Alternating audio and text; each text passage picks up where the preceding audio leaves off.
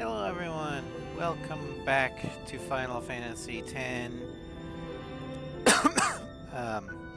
Hello Sovereign, welcome to stream. So last time, obviously we did level grinding, but I think we also took on Dark Ixion. So now we're gonna try and take on, because all we have left are the Dark Aeons. And, you know, obviously beating the game. But the Dark Aeons we still have left are, so we've taken out Dark Veilfor, Dark Ifrit, and Dark Ixion.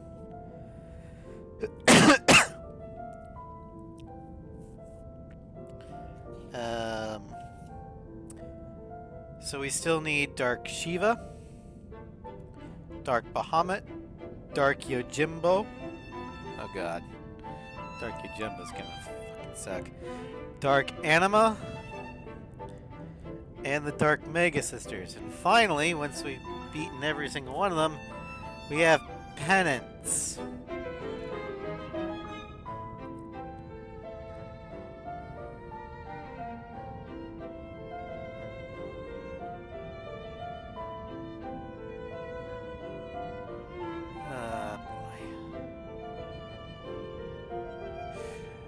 I'm not gonna lie, depending upon how hard these things are, I might either just skip it since it doesn't matter in terms of Final Fantasy X-2. I don't think I can look that up later. Or just after a couple tries trying to kill the Aeons normally, I might either use the Jumbo cheese, like, here, have money, kill it. Or, you know, use a more even cheesier method of the Farblade Netter, say, I can't die.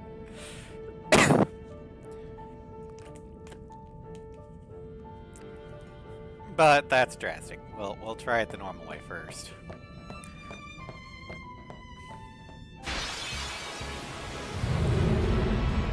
Alright. We'll go ahead and do auto battling for a little bit. This unit just bonks everything with her staff to death. Because that's fun.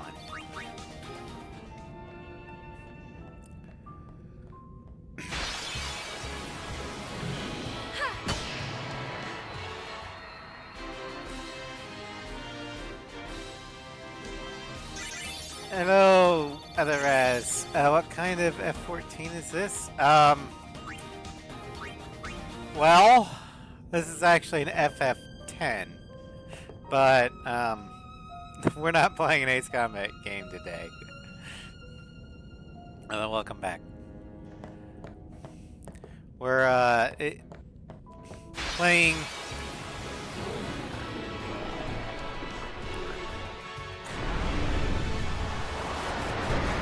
Bad breath does nothing. Fuck you.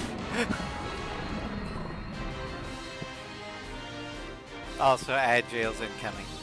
Oh, thank you, Heather. I forgot what you wanted me to call you.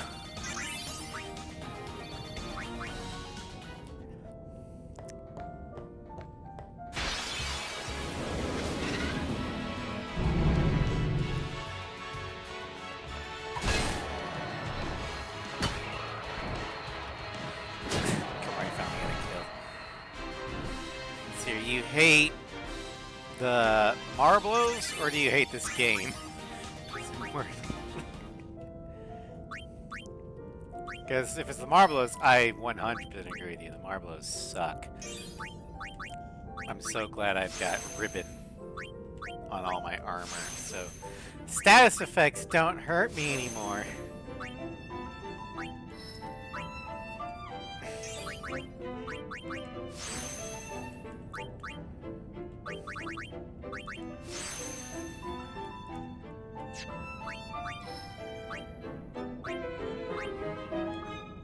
Talking about the plant monsters? Yeah.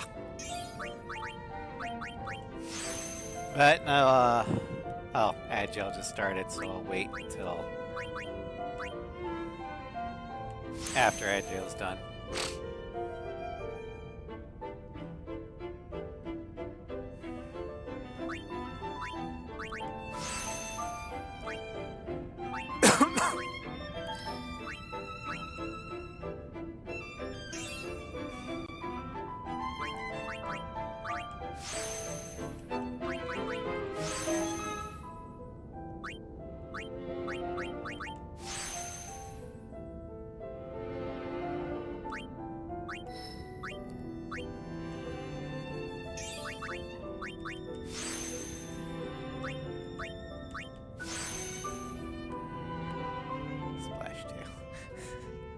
Is that a Magikarp?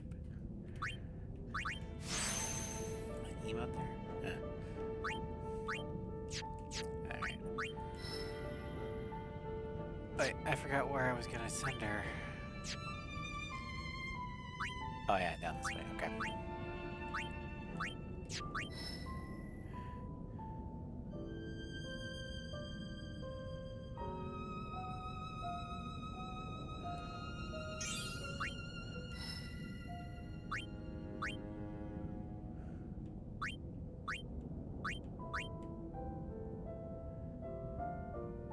Alright, Sovereign, without getting too much into real strange stuff, what do you mean by systemic oppression?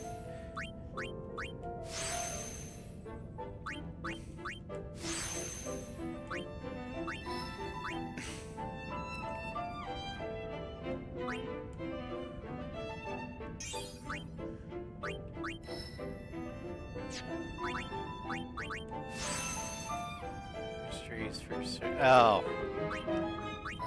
Yeah, no.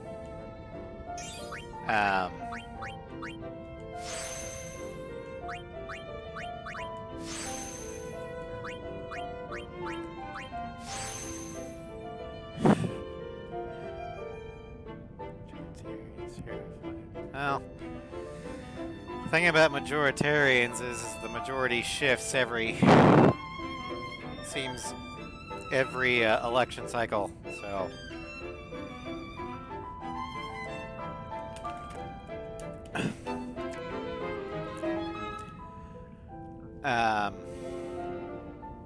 but yeah, I don't like the idea of anybody in power having lists of people.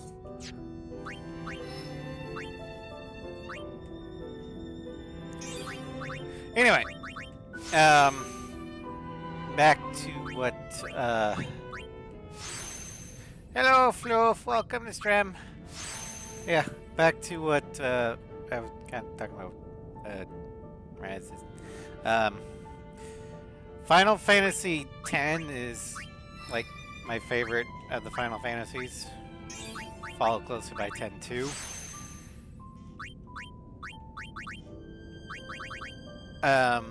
Never really got into Final Fantasy VII. I played the first part of the remake. It was okay. I also played Final Fantasy XII for the first part of it. I was like, no, I hate the combat system. But I love 10 and 10-2.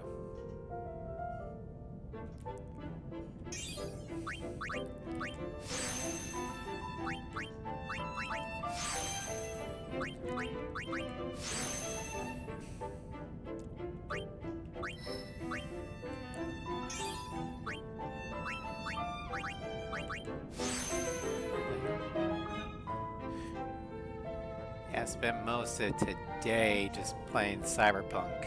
I'm almost done with Phantom Liberty.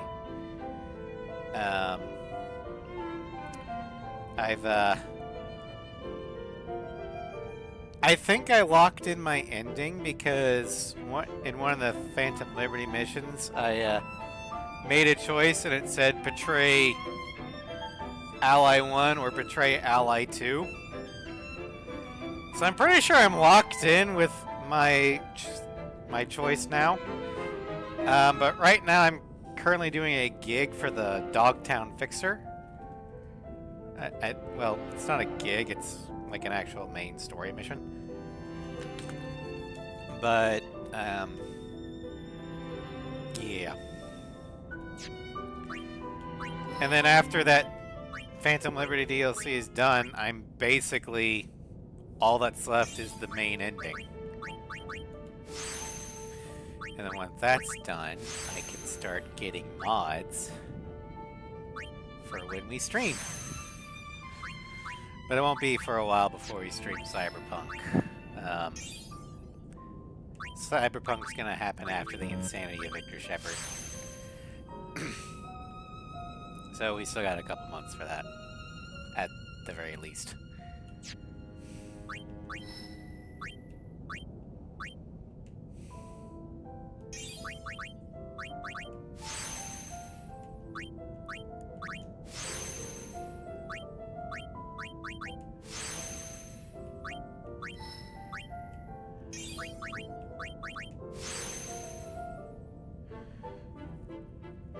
But I have to say, I'm actually enjoying Cyberpunk a lot more now than what I did when it first came out. Because, like, when it first came out, Cyberpunk was buggy. And I mean, I was also playing on the PS4, so I mean, there'd be more bugs. But overall, I like the story. And granted, some of the endings are just downright depressing. But there's a couple that are pretty fun. In fact, one that gives you a lot of hope. Guess which one we're going for in the stream. But the combat is fun. Story's great. Still play it. I know you did, Floof. You played it before me and Sen.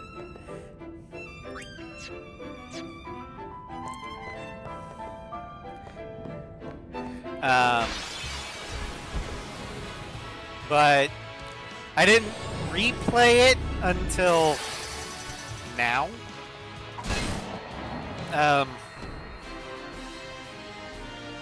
Because it wasn't until after Phantom Liberty where like the combat system got majorly overhauled. So and the progression tree was also better tuned, I guess you could say.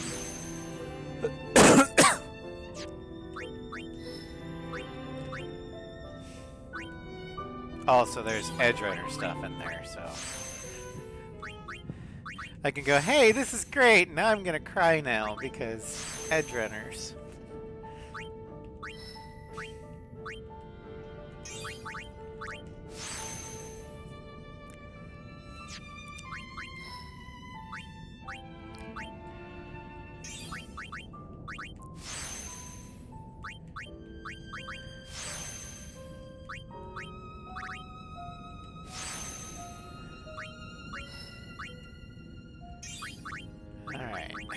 Finally getting Yuna into some of the power classes.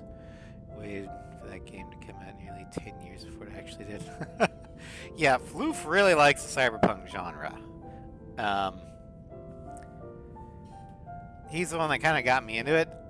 I myself and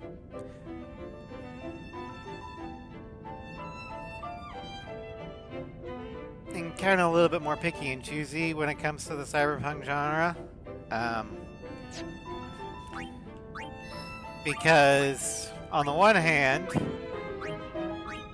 it's that the game itself is extremely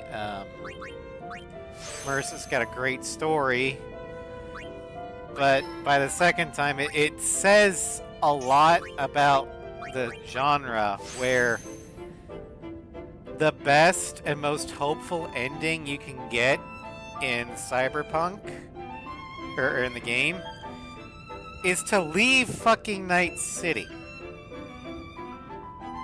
That is the best ending, is when you leave.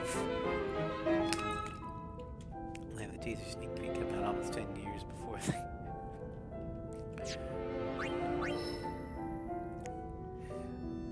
Is that while they were still in development with Witcher 3? When did The Witcher 3 come out?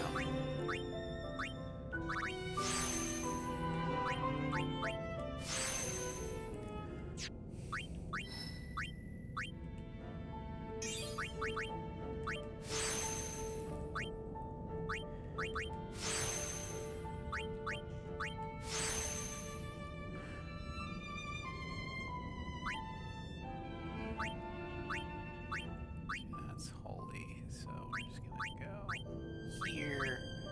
Oh, we'll go down that way.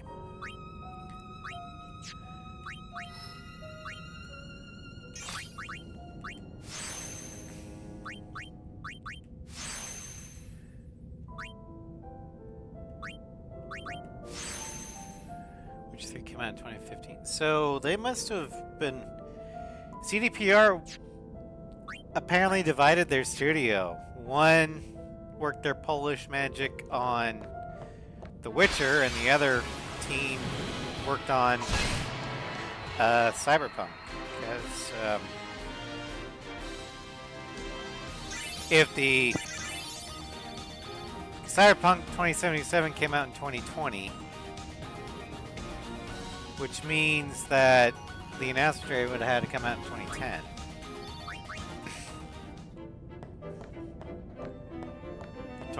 Oh. Okay. Yeah, they're still dividing their dev team.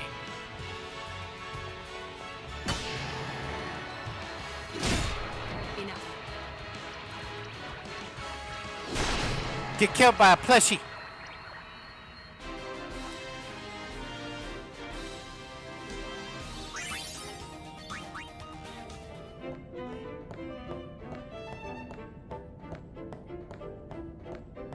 Yeah, I know I'm not really talking about Final Fantasy right now, but I mean, I'm literally just having Yuna beat the shit out of everything with her staff on autoplay, so...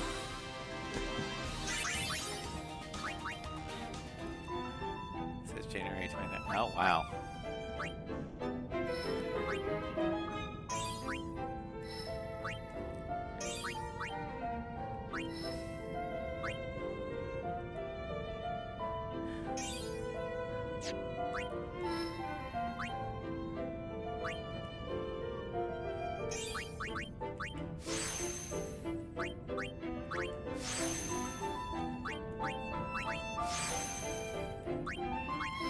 Yeah, I'd have to say that CDPR did a fantastic job with the combat, especially since 2077 is their first in the first-person genre, which...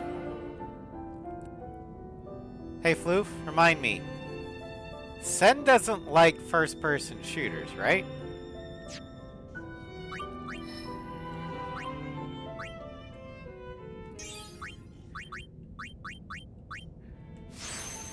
Because Cyberpunk is strictly first person. Like, the only time you can get third person is if you're in a frickin' vehicle. Otherwise, you're locked to first person, even in the cutscenes. It's inconvenience.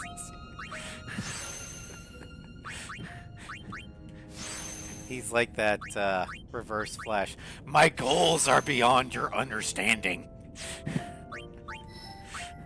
By the way, Sen, if you're in the chat, we love you. It's just... we can't read you.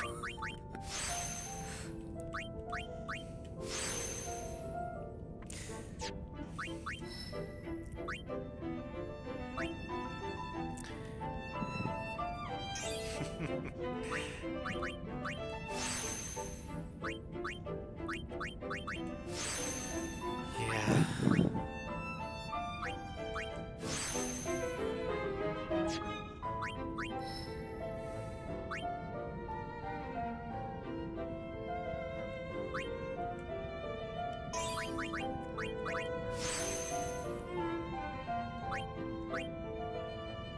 Oh no, what's the fact about Borderlands 4?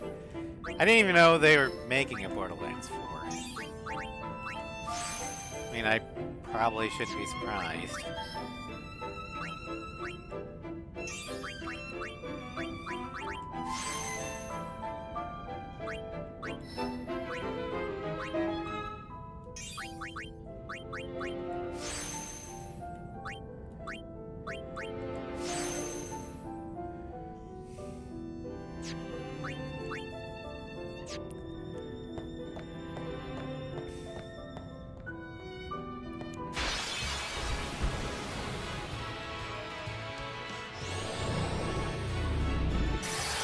Already a trailer out? Oh, okay. Is it third person? Or did they fix the animation?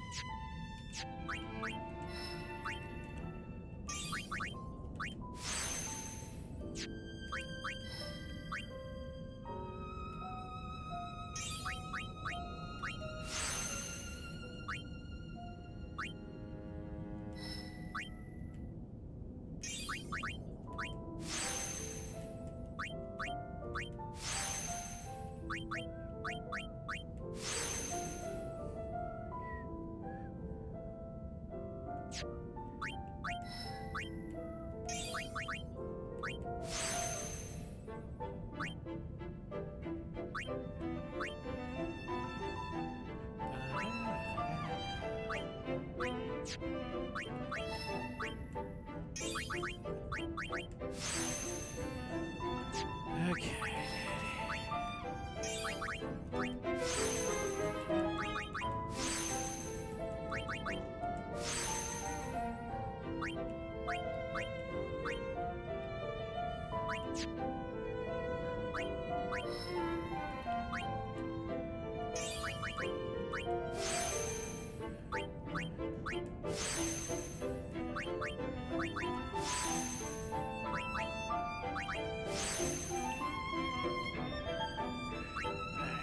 But yeah, so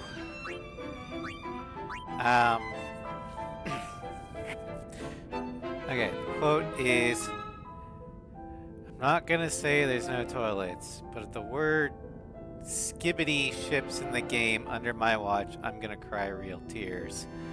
Paul Tassi, Forbes journalist, joked that we were gonna have a gun called Hawk 2A. And a fellow dev asked me if that was a real, and I wanted to put my hand down the sink grinder. Fair enough! Sim actually would probably like that.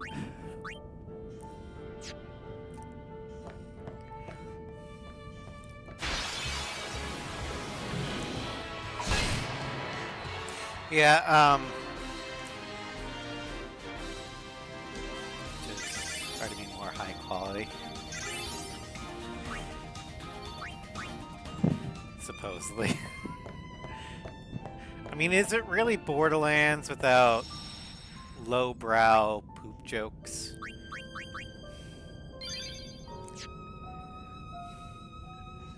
Alright. So Dark Shiva is gonna be Makalania Temple. Okay.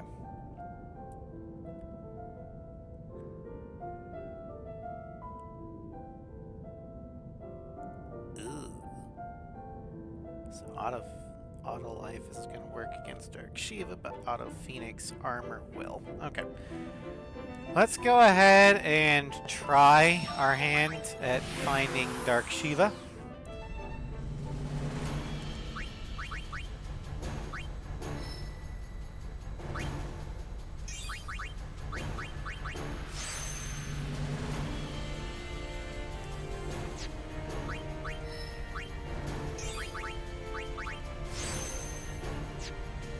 But, my preferred build in Cyberpunk, because there's a whole bunch of builds, especially depending upon what operating system you have. But I like the precision guns with the Sandevistan. Oh, he only likes the Sandy because he was in Edge Runners. No, I had a Sandy build on my first playthrough because I like the guns instead of the cyber magic. But you can do net running, which is basically you're the mage because you can hack people and everything. Probably the most versatile build, but I don't know, I like shooting guns. And then there's the melee build, the Berserk. But, I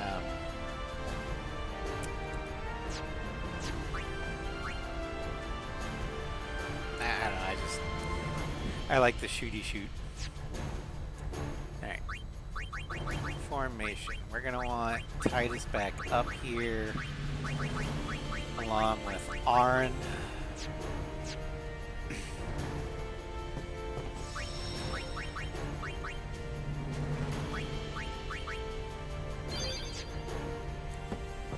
Alright. Macalania. Yeehaw! Here we go!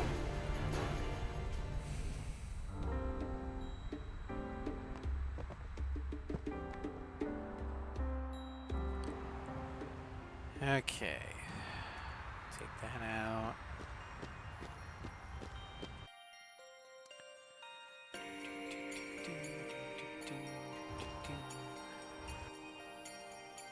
We need to go to the temple.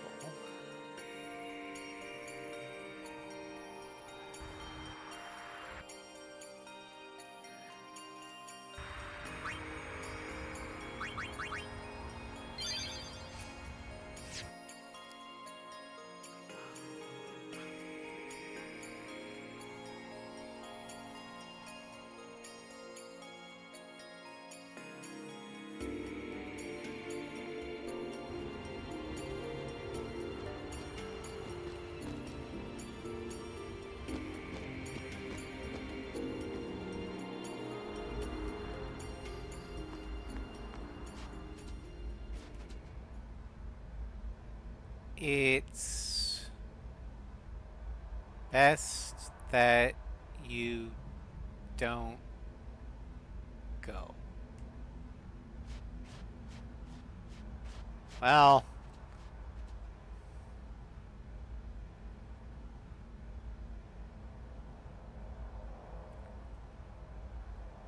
you're probably right.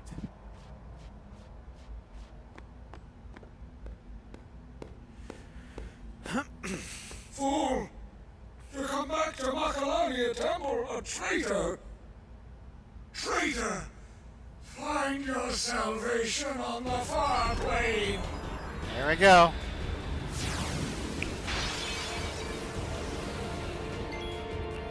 Alright. Auto life isn't going to do anything. So... let's see here. I'm just going to...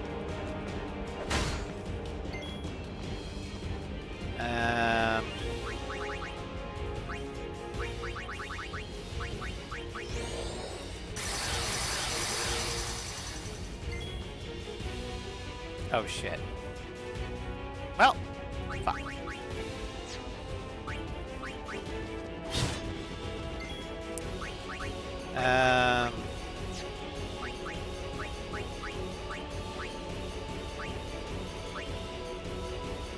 Sentinel. Ow!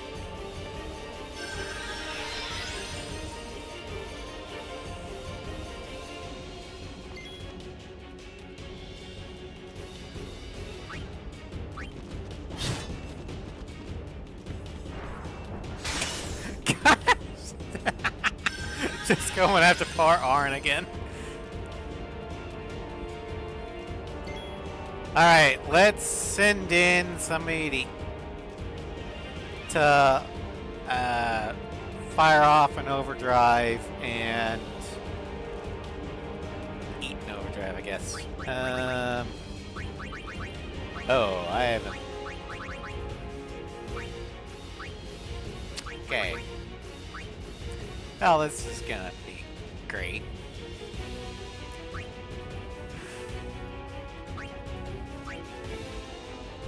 She was just gonna heal. Alright, Bahamut. We'll use Impulse. I guess I could have used the Grand Summon, but eh. I'll save that for the Mega Sisters if I need them.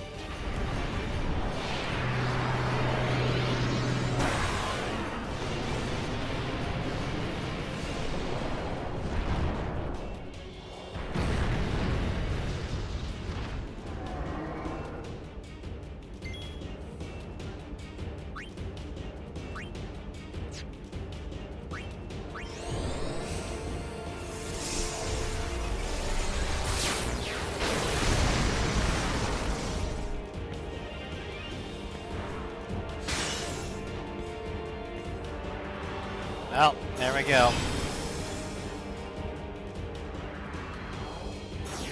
Why did she get like 3 attacks in a row? God damn it. Your initiative sucks, Bahamut.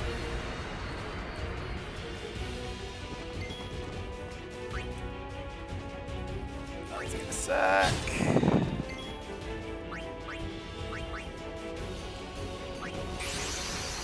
I'm gonna have Ixion eat the overdrive here.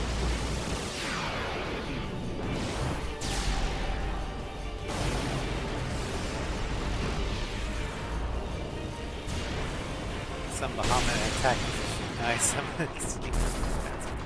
Welcome, Sly. That's basically what I'm doing.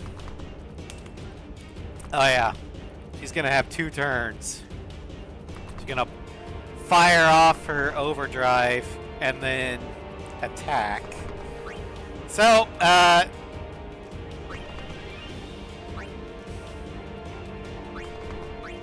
shield. This just looks way too easy to me.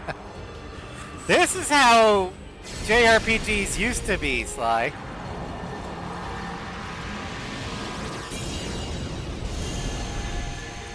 Turn-based.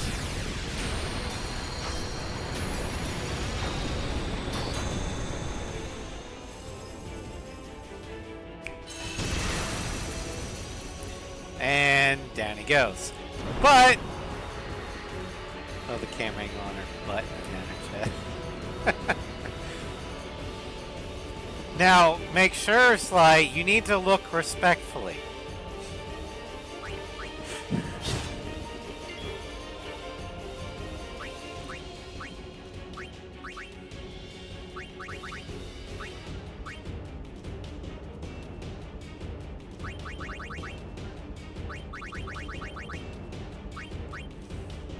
There's no looking respectfully with any incarnation of Shiva.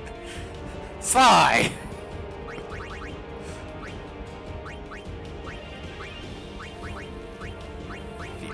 This will either be good or bad. That's bad. Okay, I should have gone with Flare. Oh well. Oh, she takes half damage from fire. I should have paid attention. Oh well.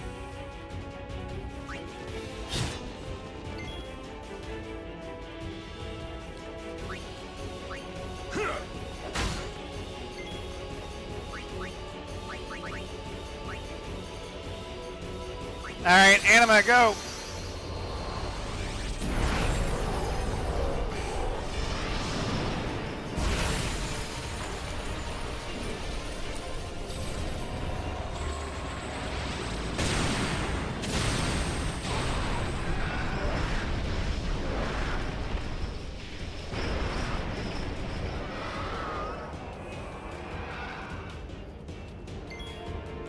Although, I don't know, I like the look of normal Shiva better than Dark Shiva.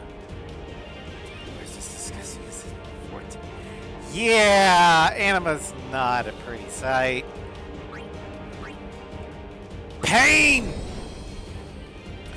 Existence is pain.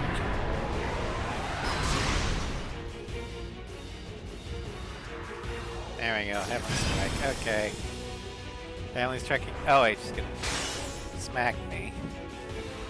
Check again because she gets 3 turns in a fucking row.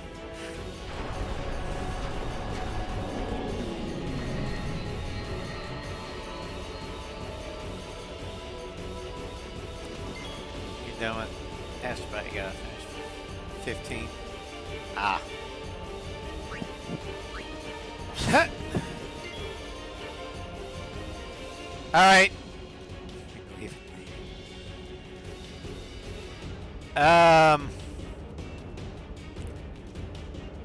Diamond Dust is an AoE.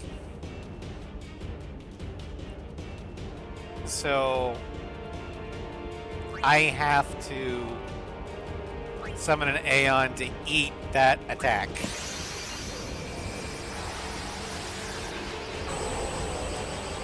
Alright, Veil 4. He'll hydrate.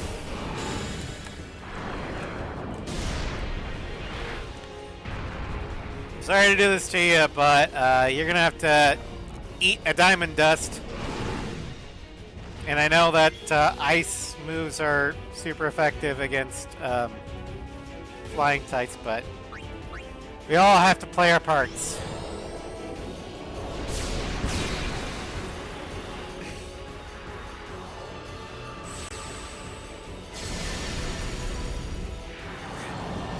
I love how said, yes, die for me.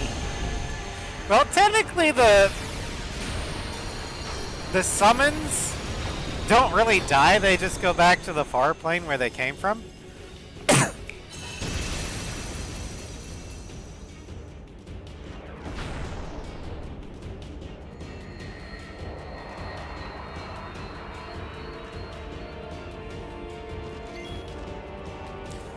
Alright.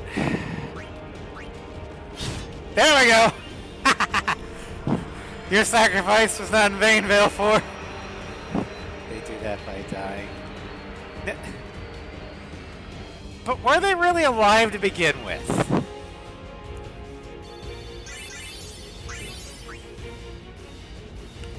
Mortal beings can't quite die as we... Yeah. And it's kind of established lore that, like, when we were fighting the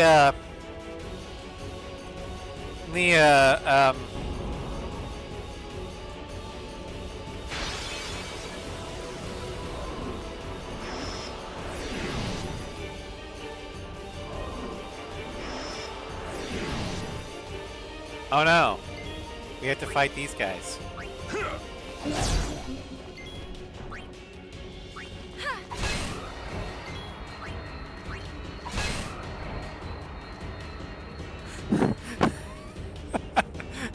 Oh no! Oh, I have to run for these guys. Okay, that's fine.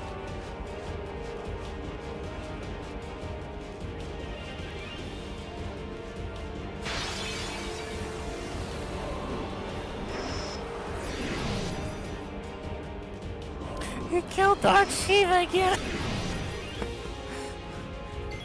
You'd think that they'd realize, oh no, they killed Dark Shiva.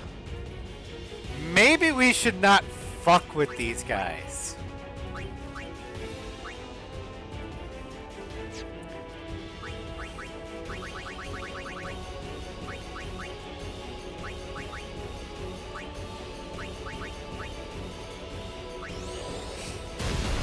Cousins. No, send in the slime, but they killed Duck. Send in the slime!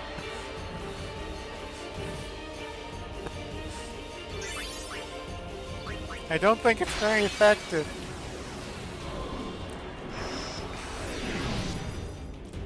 Fine, we'll send in the wolf. And the armored thing. Didn't they just wipe the floor with those?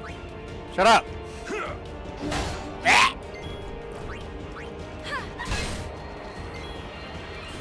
Serge!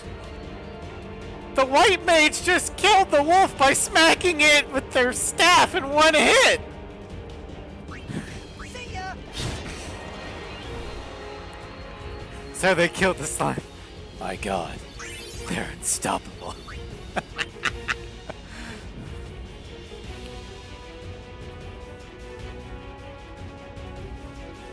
Oh, I got an even better thing for it. Watch this slide. That's gonna be great.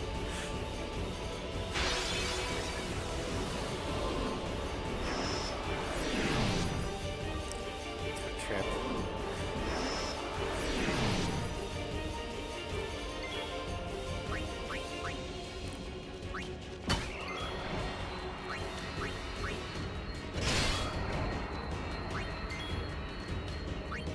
Attack with the plushie!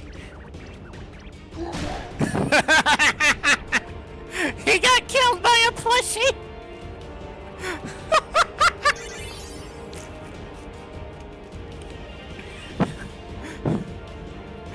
Death by doll. By the Onion Knight. Thank you.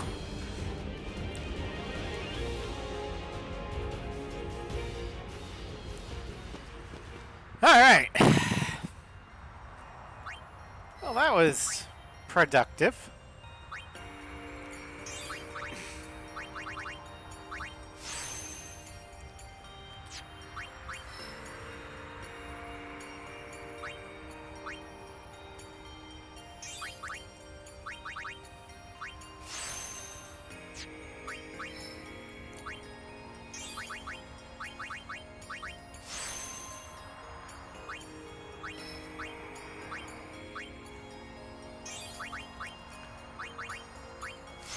So now we have the last normal Dark Aeon is Bahamut. The one that wiped the floor with us. You know, before we were, I mean, we could always do the, Yojimbo cheese.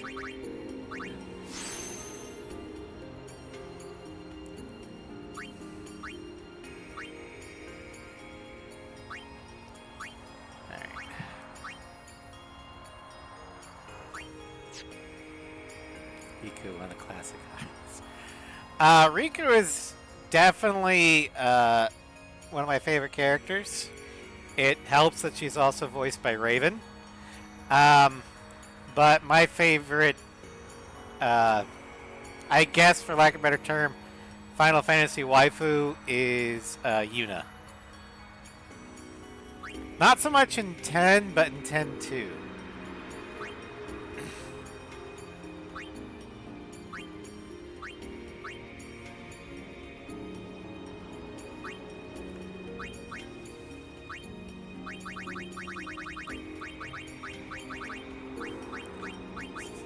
Mainly because of the gunner outfit.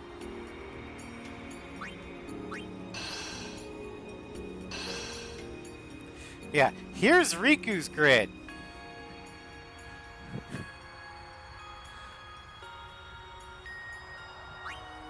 Then we got Auron's grid.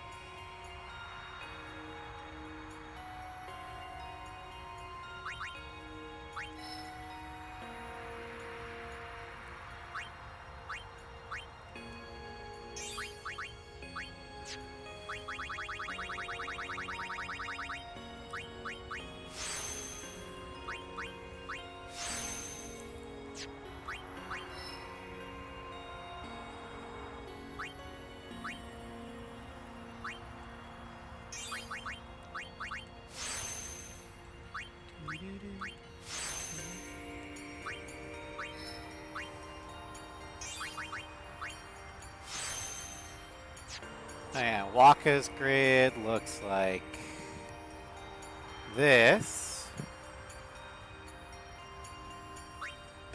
And Kamari is all this mess.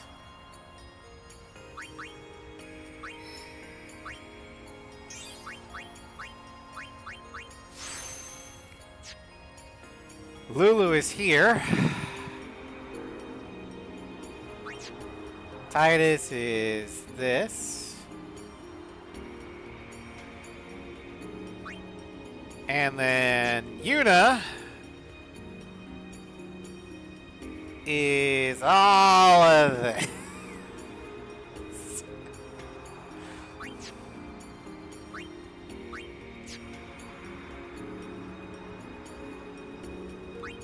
We are in the end game, Sly. And I have been using the Farplane editor to eliminate a lot of the grind for items. And so I'm able to activate every sphere node I come across.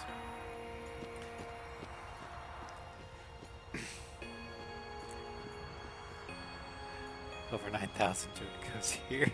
For the HP values. Yeah, pretty much. Oh no, we're ambushed.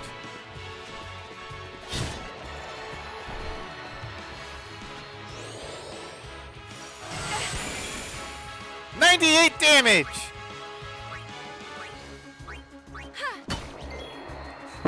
99,000 damage. And that poor wolf only had 400 health. Alright. Just turn the speed. Okay.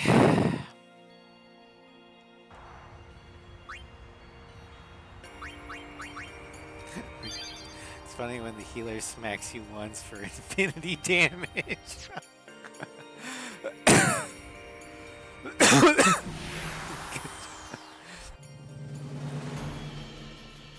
Yeah, that's one of the reasons why I really love Final Fantasy X. Is theoretically everyone can learn all the skills. So my white mage Yuna, not only can she summon gods, she can become a better black mage than Lulu. And she's now hitting with her staff as hard as Auron can, my big fucking tank with the big fuck off sword.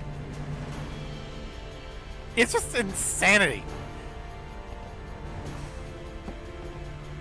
Alright,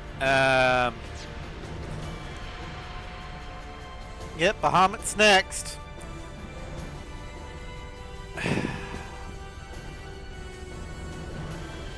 Alright, well.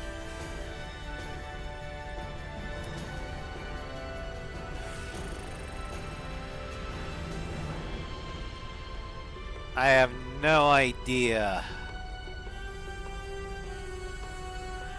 what we should do about Darker Bahamut.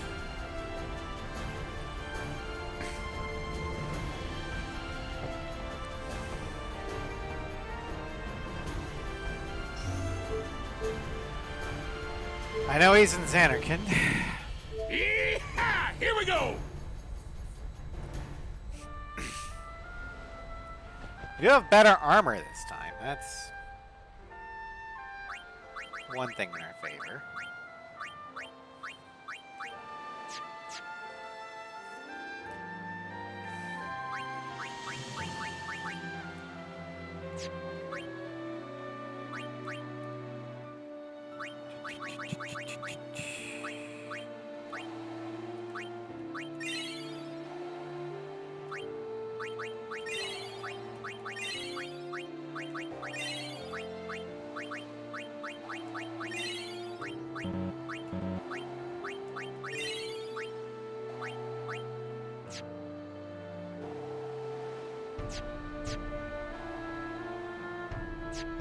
Alright.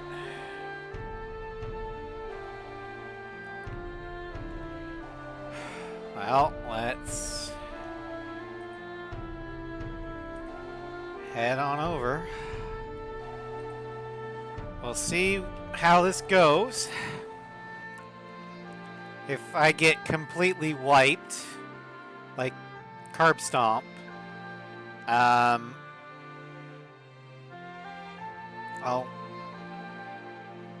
see what we can do. I might have to just say, hey, so we're gonna like either use the Yojimbo cheese or Farpling cheese. Whichever one you guys think would be more reasonable.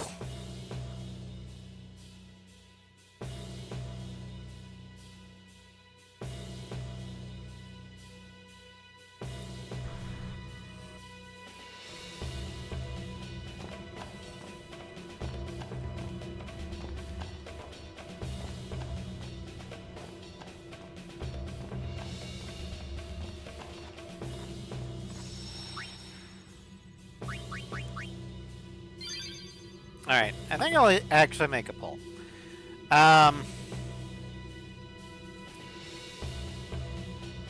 So, new poll. How eat dark if TPK. So after 3 TPKs, do we Jimbo cheese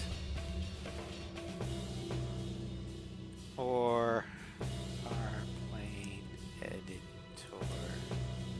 magic? Go.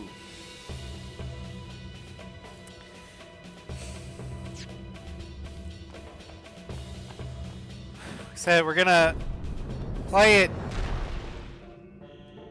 naturally, or like 3 times, and then after getting killed 3 times, do you want me to just throw you Jimbo out, pay him all my money, and hope to God for the instant kill, or make it where Bahamut does less damage? Like, what are my options?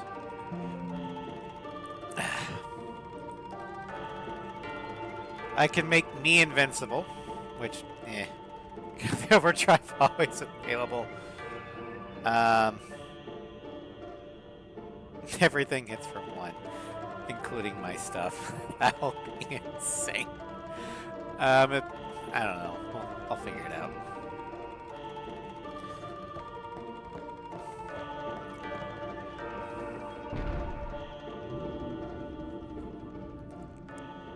Alright.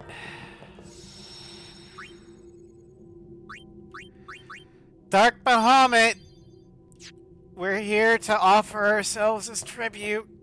Please be gentle.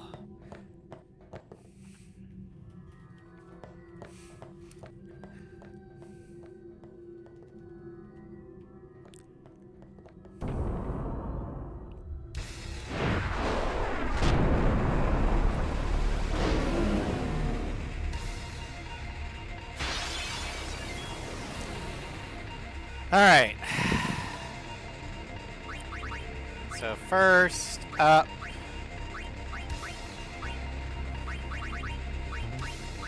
Sentinel.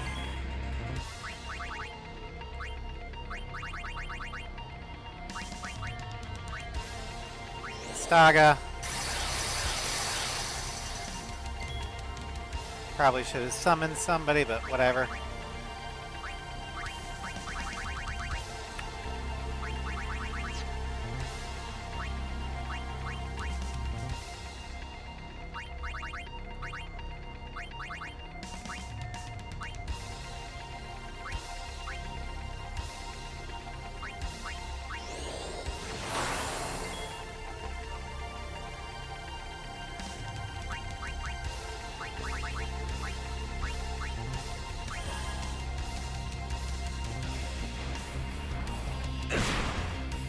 Well, he down.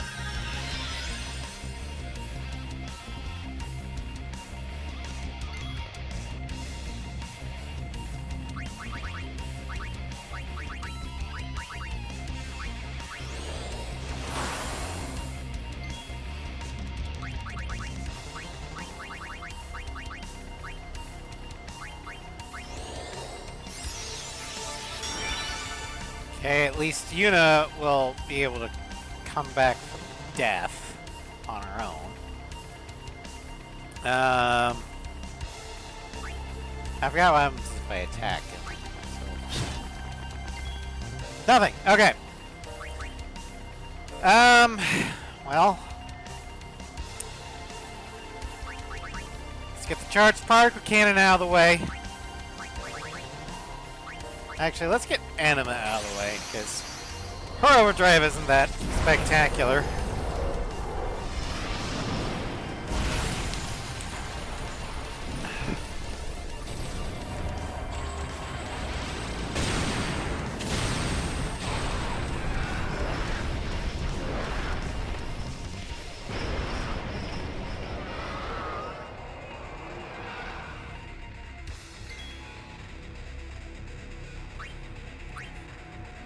Anima!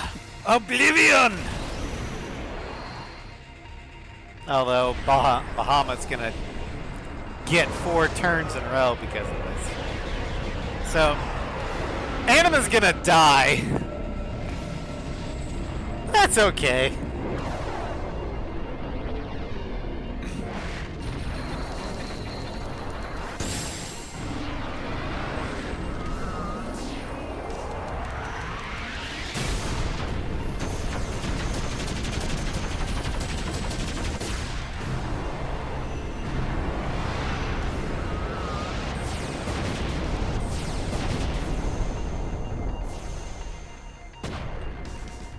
I have to wonder, does Anima have the damage limiter on her? Let me look that up.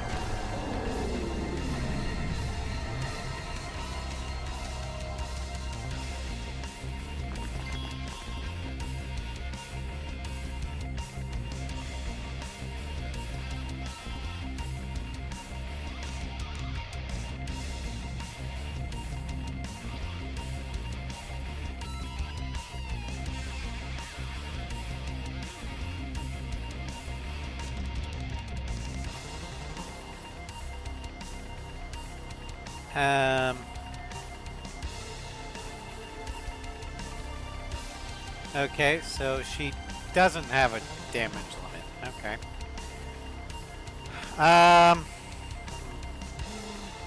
Smack it.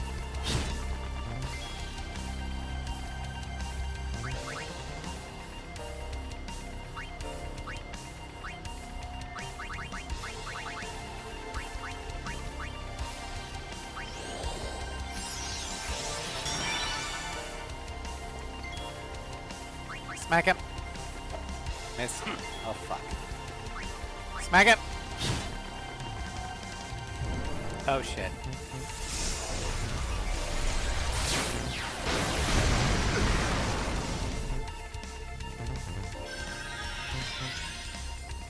That's what auto life is for. Damn. And that's what auto phoenix is for. Alright, well, fuck you. Let's get some charged particle beam action going.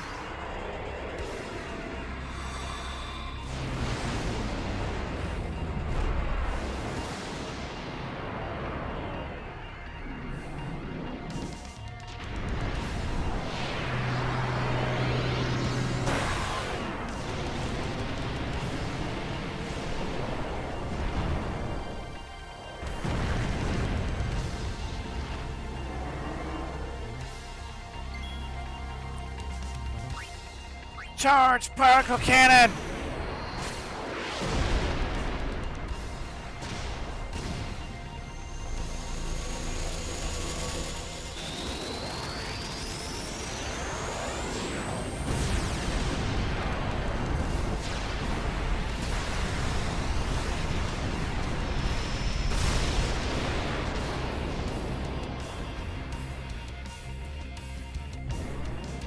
now he's gonna use his charge powered cannon, and Bahamut's gonna die. Thanks, Bahamut, for your one attack.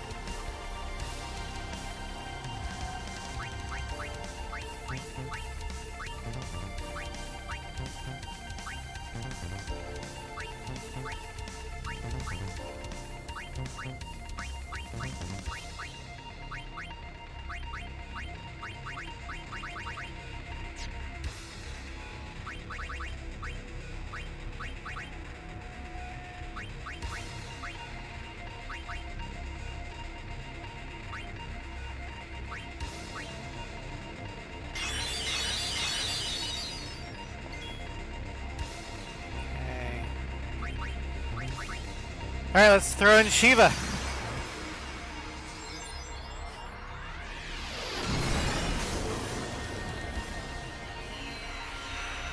I like the intro animation for Shiva, because she's like, Yuna, hold my blinky.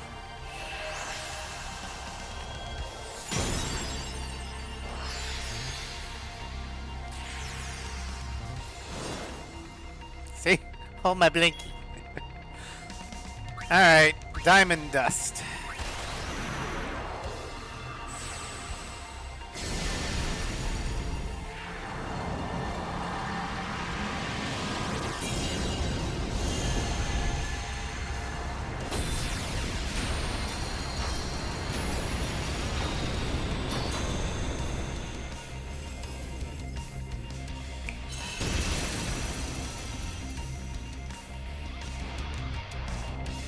Down she goes.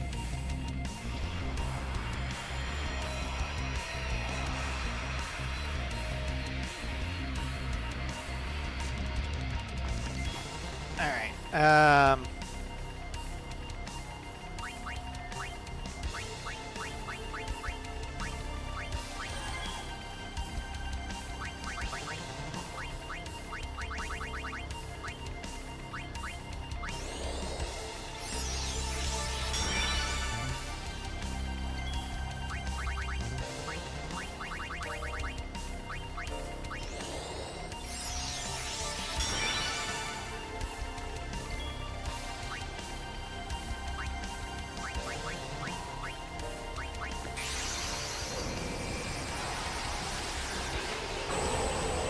Alright, Veil 4.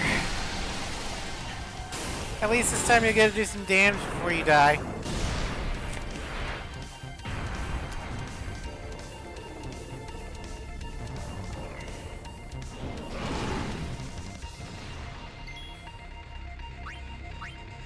Oh yeah, what was the result of the poll?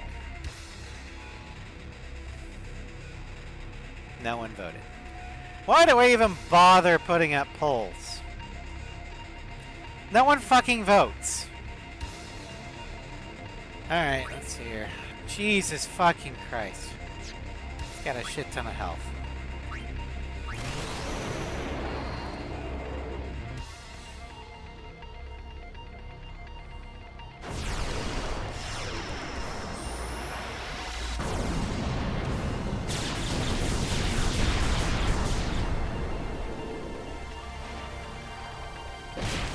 And down Veil Furnace.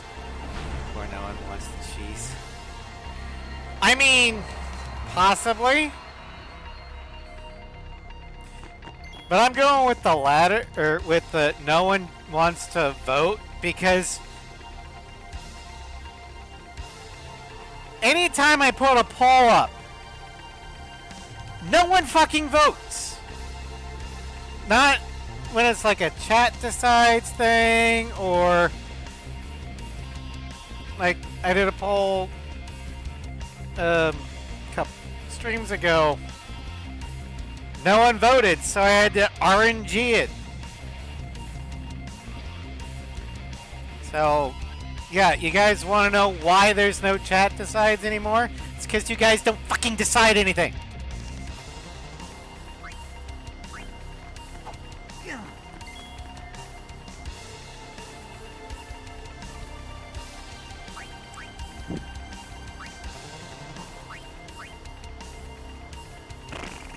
Okay. This could probably be horribly bad. But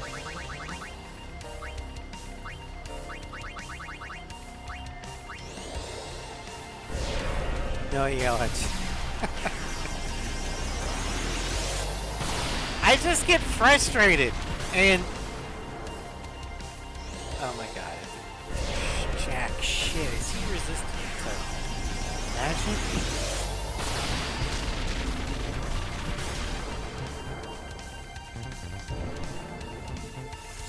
Well, there goes Impulse.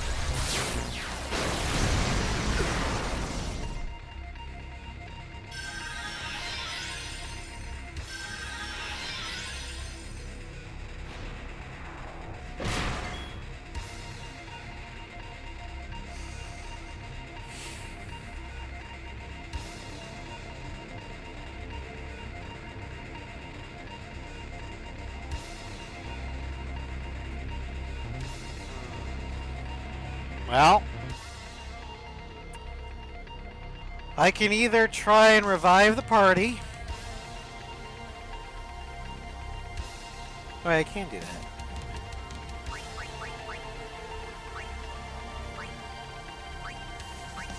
Mega Phoenix revives the whole party. No, I didn't come in a bad time. I was voting on if I get TPK'd by Dark Bahamut again 3 times, did they want me to use the Yojimbo cheese or did they want me to use the Farplane cheese? And nobody voted. Well, boss. Fair enough, Sovereign. Okay, so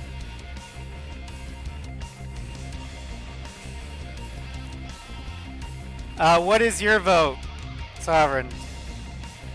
Yojimbo cheese or Farplane editor? Yojimbo? Okay, so Yojimbo cheese it is.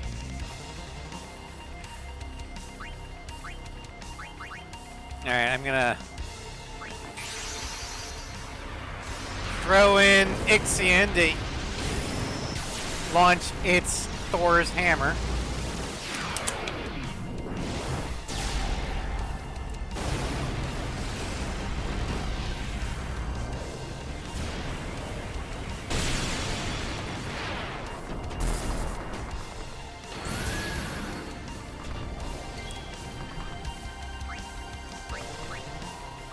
Thor's hammer!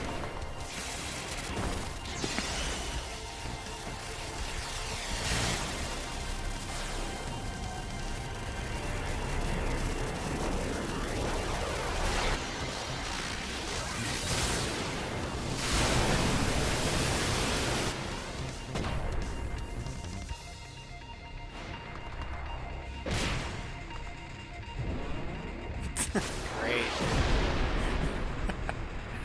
First orientation tomorrow. Nice.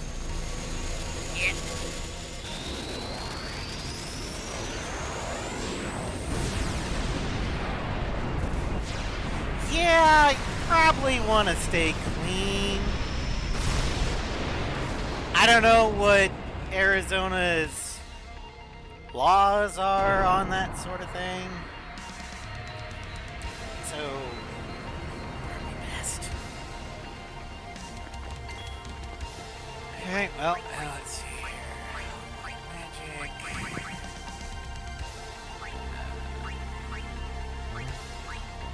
Auto life.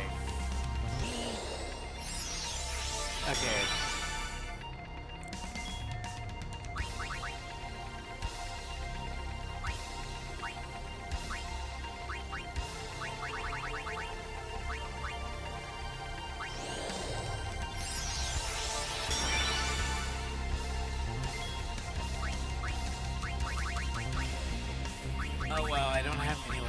Okay, well, Ifrit, go. I know you don't have the damage limit. Or you don't have break damage limit, so I'm basically throwing you in here, Ifrit, to die. And I can't break the damage limit because I need to do Blitzball. For reasons, I don't know.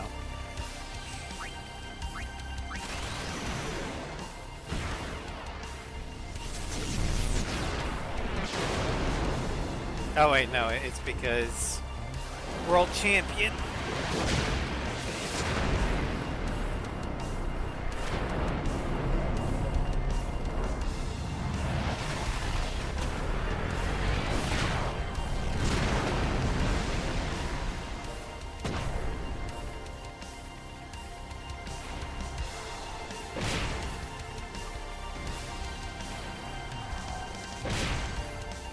Well. Okay, so I got the Mega Sisters and Yojimbo.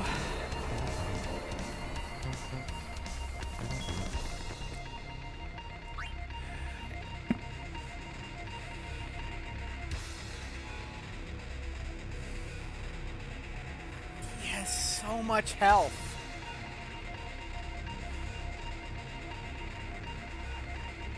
And he deals so much damage in one hit.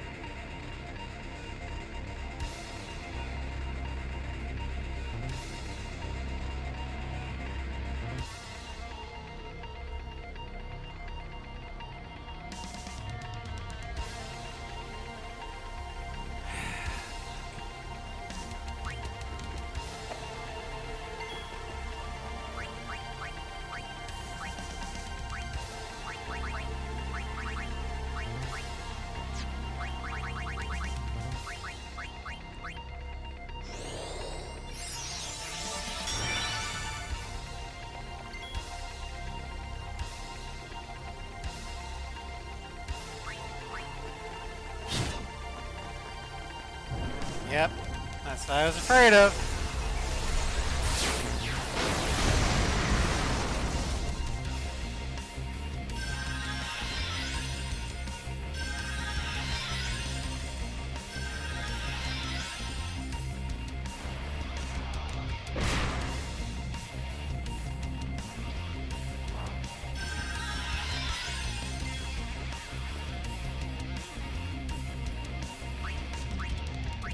Alright. Mega Sisters.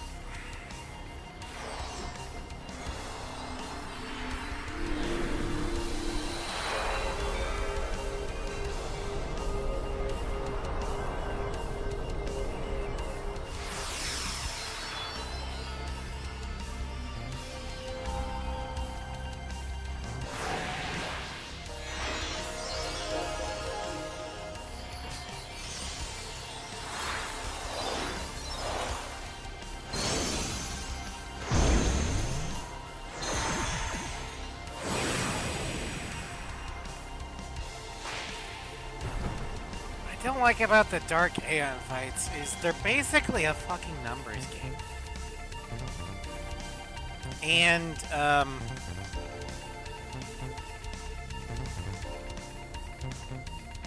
with the first 4 Dark Aeons, they actually had a health stat that was within reach of me being able to kill it. And they didn't just one-shot with every fucking attack. Dark Bahamut has a health bar that I can't touch. Because I've thrown Auron and Titus attacks against him. Plus pretty much all my Aeon's overdrives. And we haven't even gotten through... I mean, he's not even bloodied yet.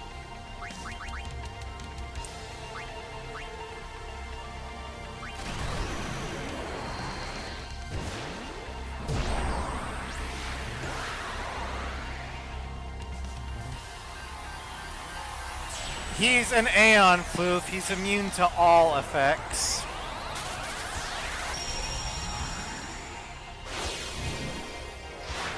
The Dark Aeons are immune to every status effect. The only way to kill them is direct damage. I've already tried.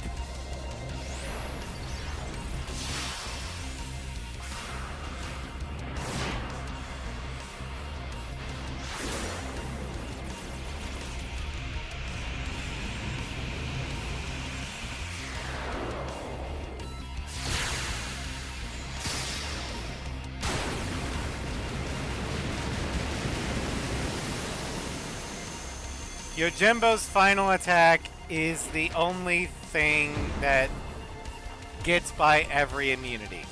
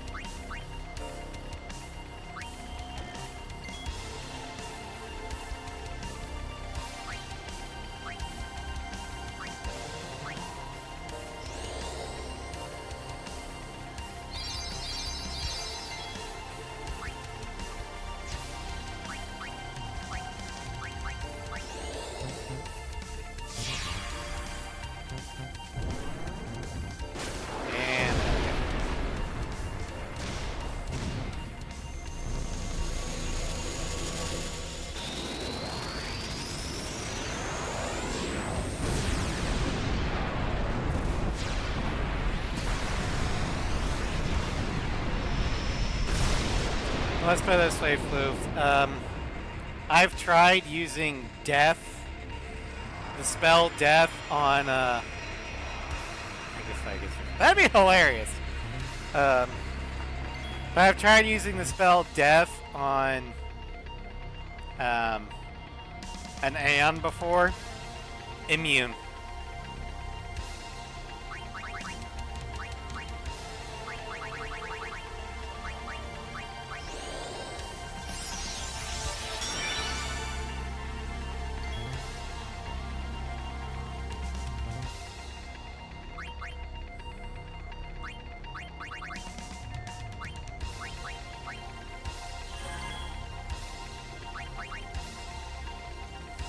Well, I've only got the one Aeon left.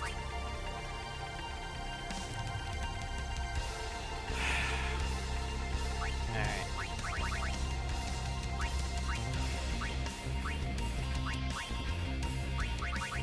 No, Ultima didn't do jack shit. So let's do Flare.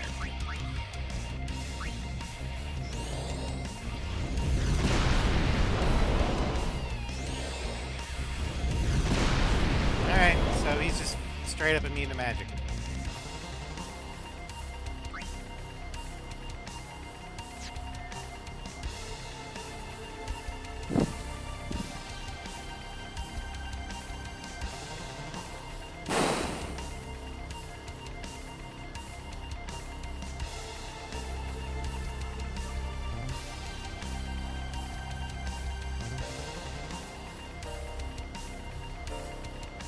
Okay.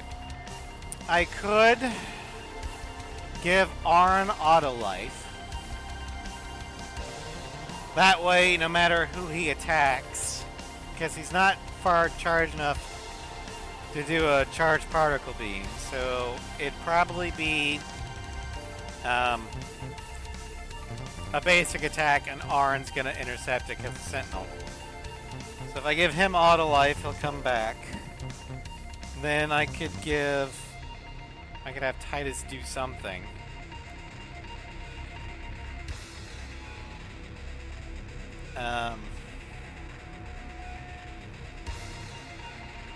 But ultimately,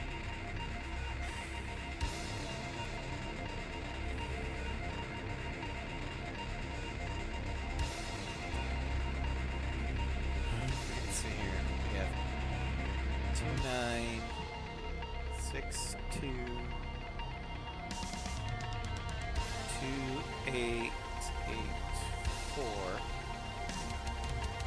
We're dealing with 29,622,884 hit points. And the max damage I can do in an attack, any attack, is 99,000. Math-wise, I would need to do that about 300 more times to kill him.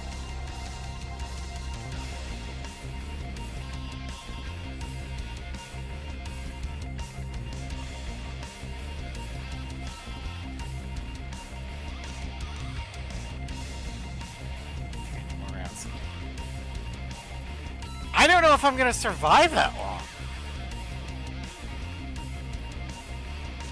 Because once he gets to a certain charge point, he's going to launch Impulse, which will nuke the field. And if I don't have at least one auto life up, it's game over there. I need to have at least two because he's going to get a free attack after that and take out the one that comes back up.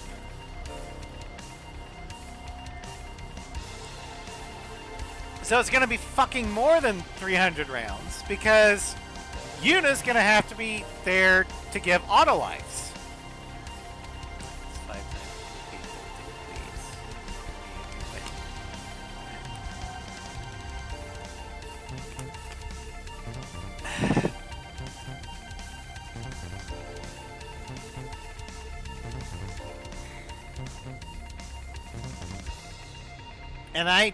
And my base party just doesn't have the HP and the defense to not die immediately from Dark Bahamut's attacks.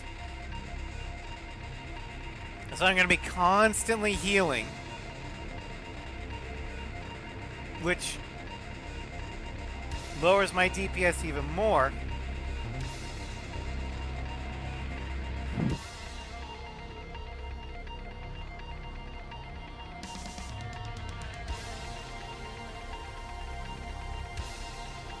I don't mathematically see a way I can win without the Yojimbo cheese.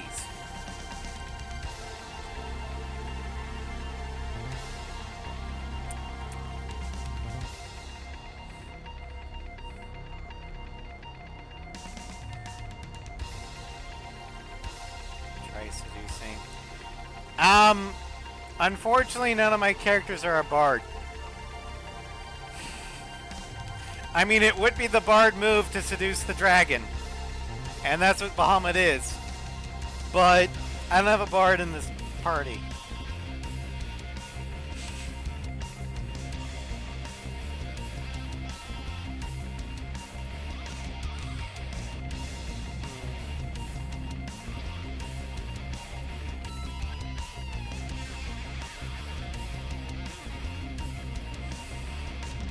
Who is closest to be considered a bard? Probably Riku.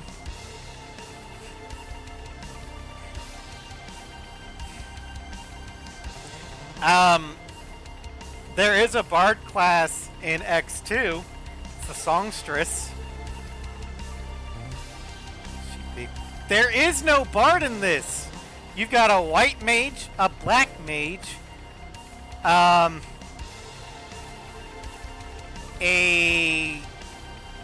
thief, a warrior, a knight, a melee blue mage, and whatever the and I guess a gambler for Waka. Most charismatic? I don't know.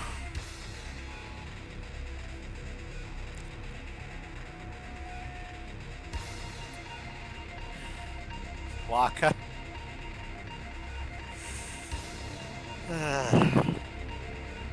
I don't think he's gonna want to seduce the dragon. I'm sorry. Now, the only way that I can see going forward is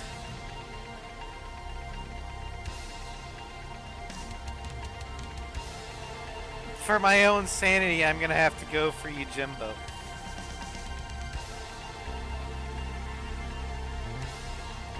16 with charisma. Oh, he's definitely allowed.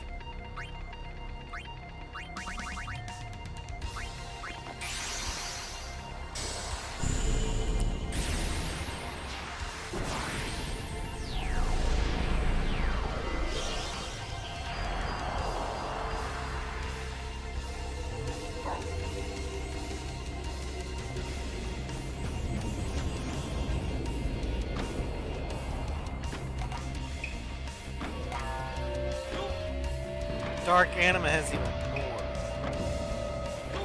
Jesus Christ.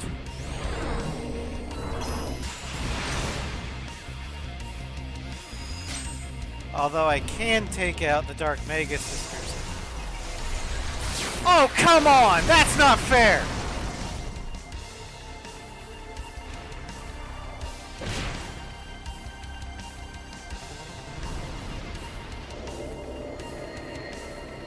I should have grand summoned.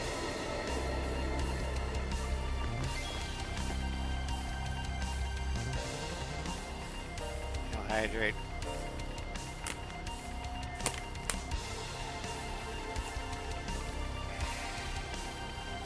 Well. Fuck it.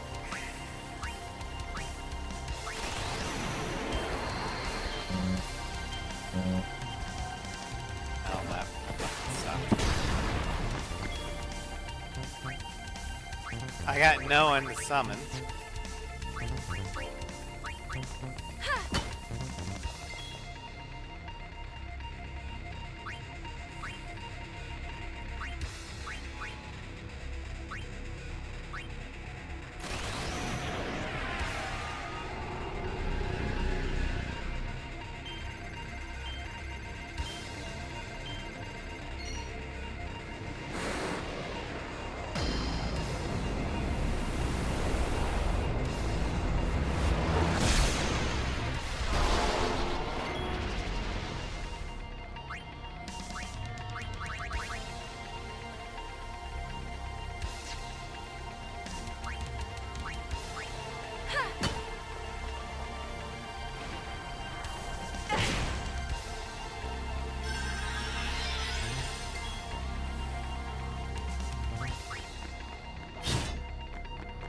And there's the Mega Flare. Oh, Impulse first. Okay.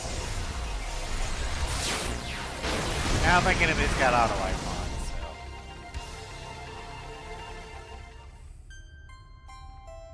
so. Yeah.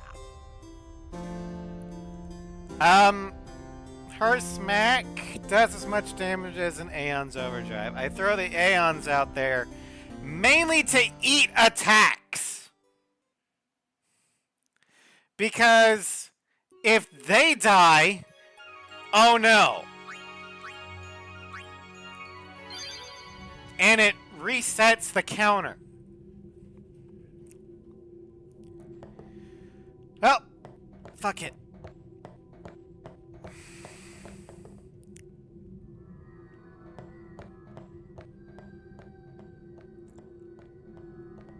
Getting sick and tired of this piece of shit.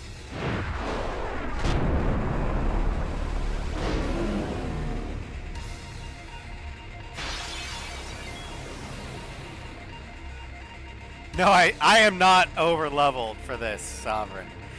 I can deal damage at the max limit break. I cannot take a hit. Bahamut will one-shot any of my people. With one attack. That's what I'm planning on doing, Floof. Will I kill for one?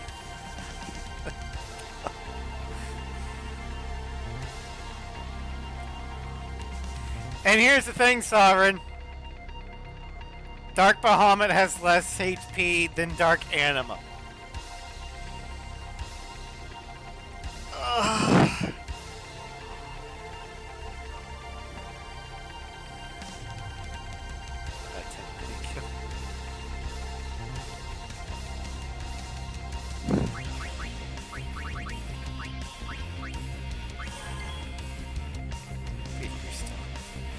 My stamina is about out of.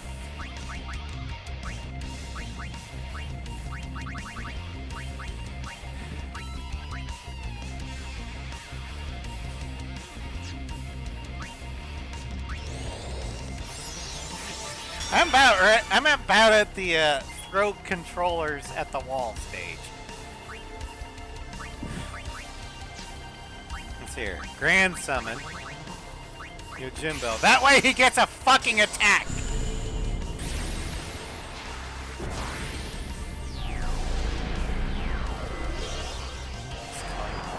That's what I'm doing, I'm calling you Jimbo!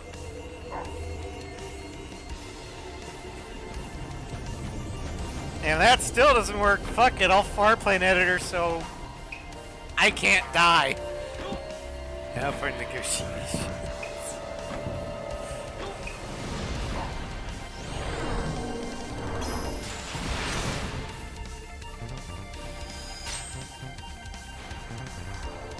The fuck was that?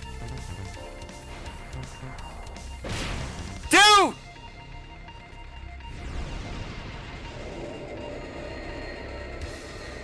Okay, Grand Summon doesn't fucking work.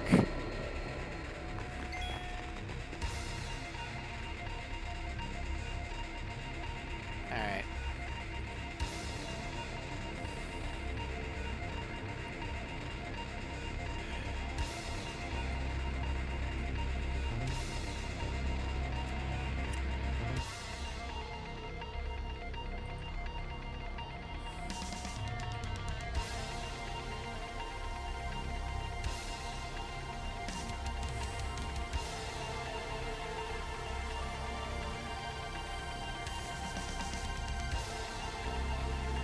Auto life. Bring him out first. Fine.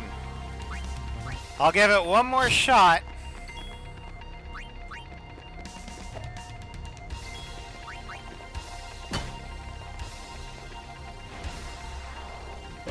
And if that doesn't work, I'm just gonna farplane it where I'm fucking invincible.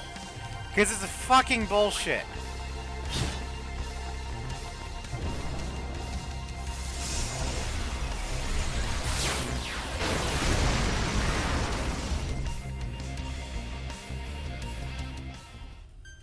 Although first I want to make sure that the Dark Aeons are not required for Final Fantasy X-2.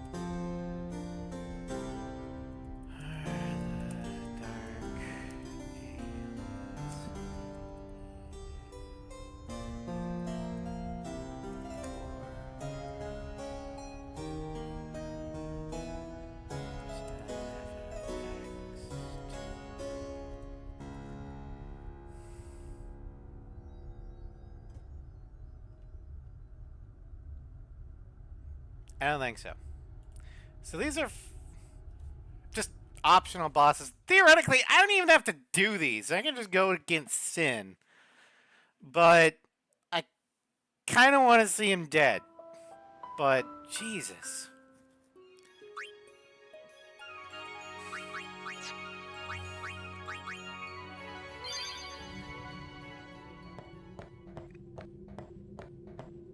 Alright, so throw Yojimbo out first.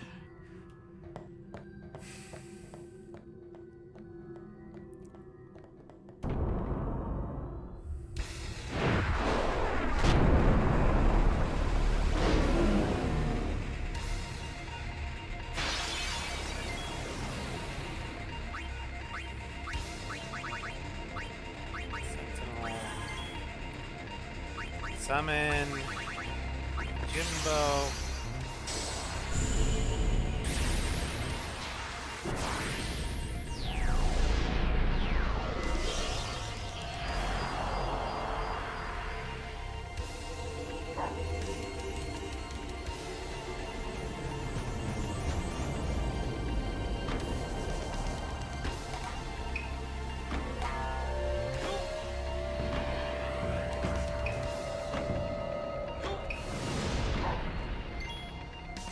Alright, hey. So here I've got 1's 10, 100, 1,000, 10,000, 100,000, million.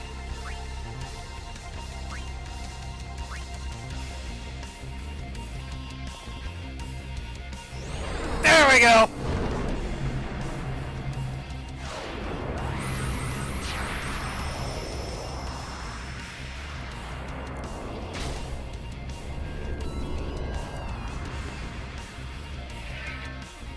Fuck you, Dark Bahamut!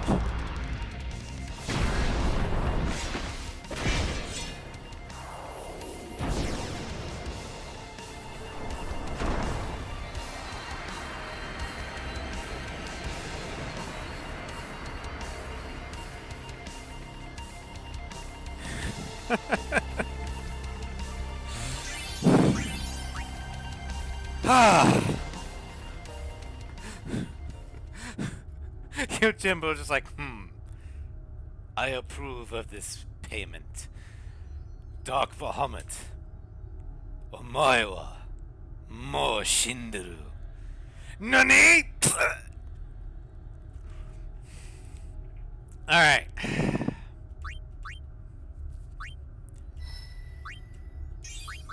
God, that was annoying.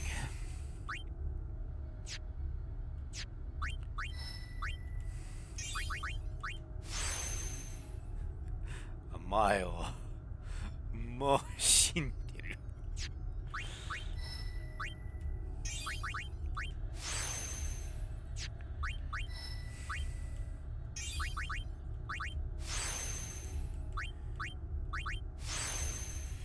Alright.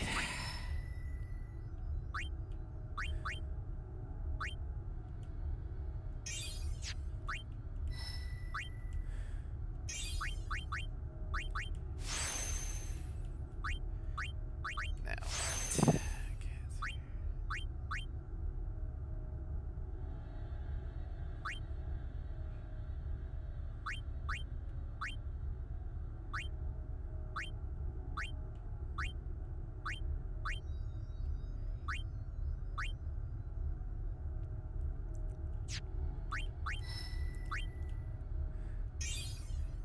I'm gonna have to get another drink real quick for the Hail Hydrate. But I will stretch.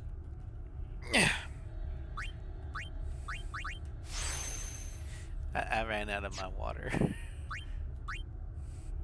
I'll be right back.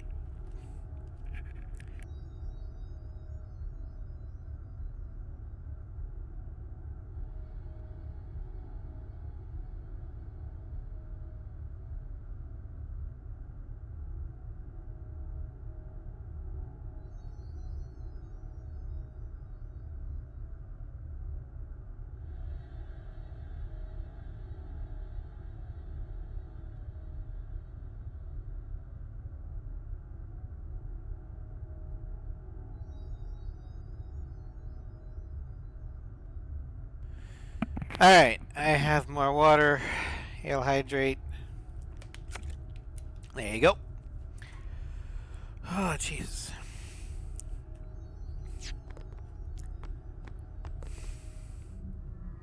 We're definitely going to save that.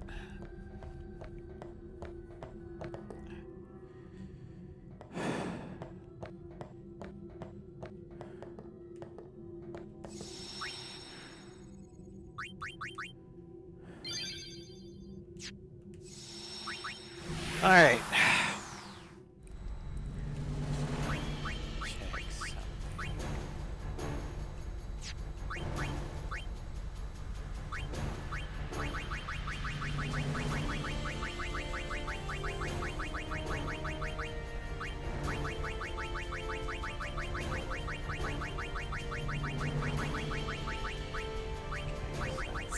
Fake world champion. Pretty sure I don't have a real one. Nope. Okay. All right.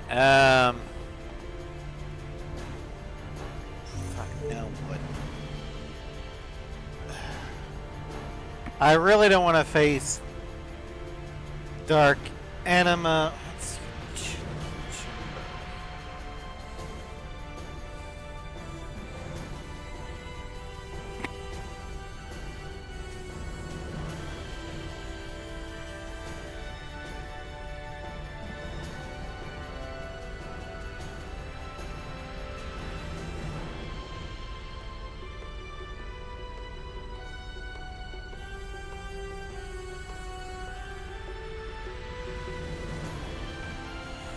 Oh boy, so Dark Yojimbo's overdrive is the Zanmato, the Omoiwa Moshinderu. And it's a fucking AoE that ignores auto life. And it's a one shot.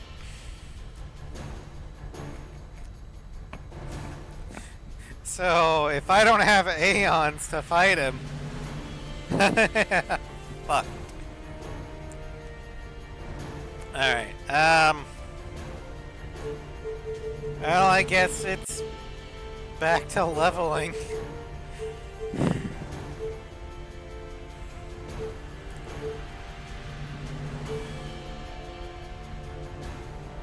So you're dark.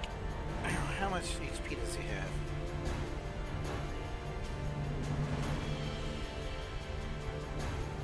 Let's see.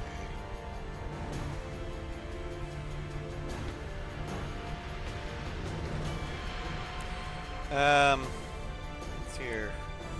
Cavern of the Stolen Faith. And there. Chamber. Attempt to walk south there. Yevonite summons Yojimbo to block the way. Once beaten, Dark Yojimbo.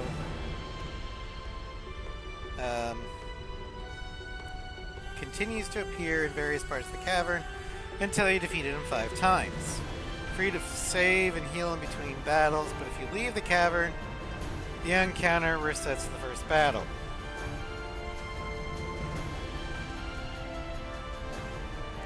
Lovely. Yeehaw!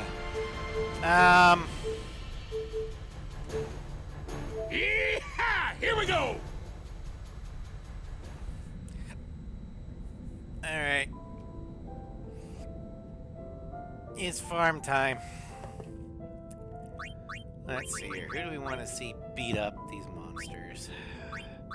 Let's get Riku, Lulu, and Waka, since they don't get to see much. Alright.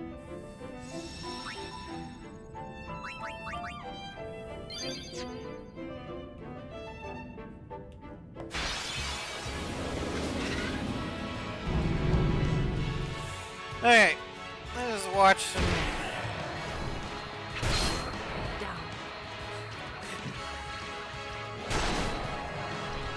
I love the super plushie. Oh god.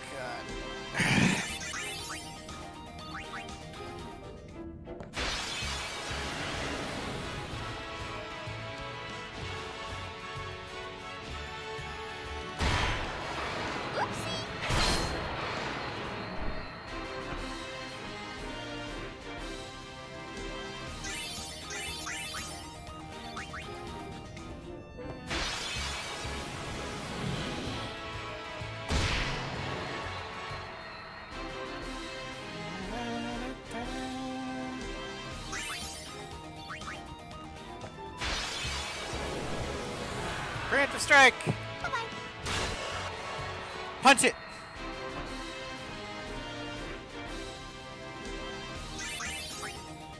Alright, let's see here. What to talk about now? Okay, I want to go that way.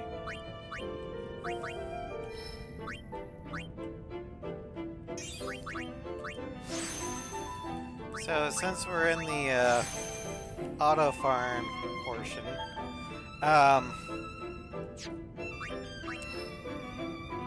you guys,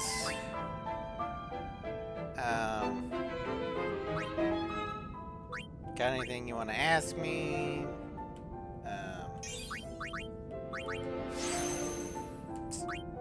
Things in general? Anything you're looking forward to on the schedule? Any games you'd like to see me eventually do?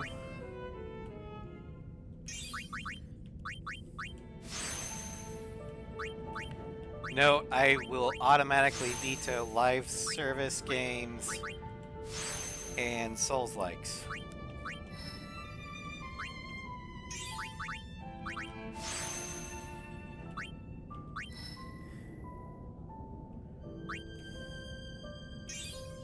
Souls games in general.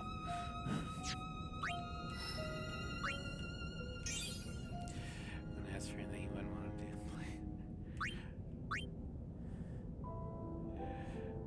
do, yeah, Souls is not for me. My thing against live services is they just don't end, and it basically becomes a chore. So I don't find it fun.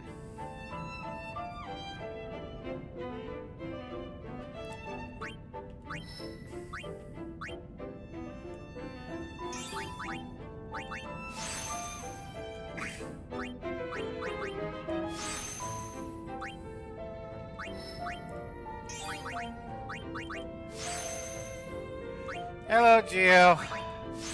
Welcome to stream. You missed Dark Shiva, which we actually are able to kill in the first try. I mean, it took almost all my aeons, but Titus got the final kill. But Dark Bahamut required use of Yojimbo's services. And even then, I had to wipe. You stream, it's like you're on vacation. Yeah, I'm on vacation.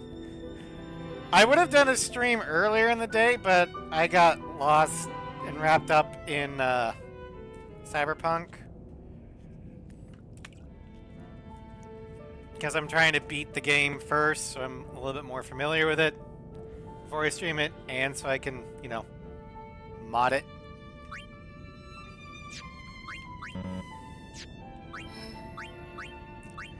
But I'm close to beating Cyberpunk. Yeah.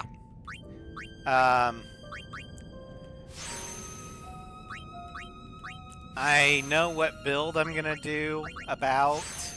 It's not gonna be like anything meta-defining. Playing playthroughs. Well, it's...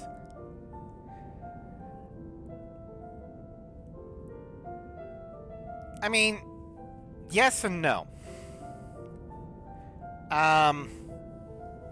A blind playthrough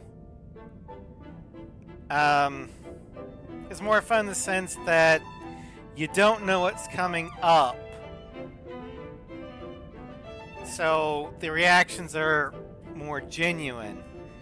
But what I don't like about streaming blind playthroughs is, especially for choice-driven games like Cyberpunk,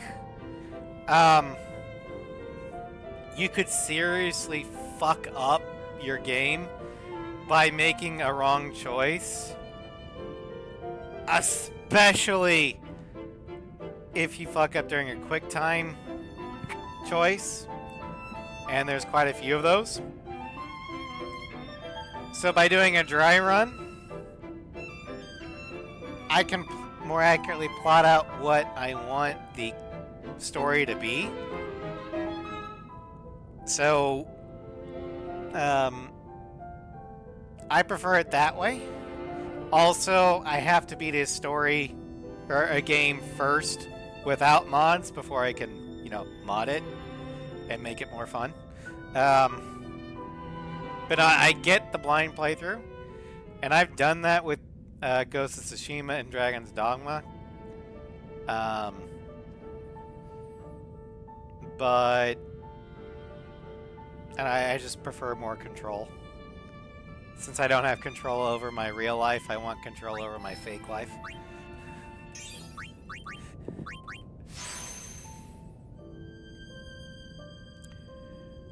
Performance?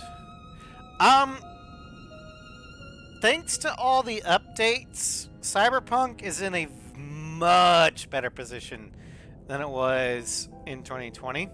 There are still bugs. In fact, there's a game-breaking one. If you don't do Takamura's quest line immediately, or at least the first part of it, immediately after Konpeki, he just won't call you, and that kind of soft locks the game.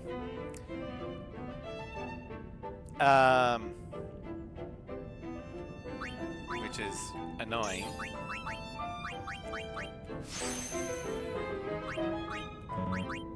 But other than that,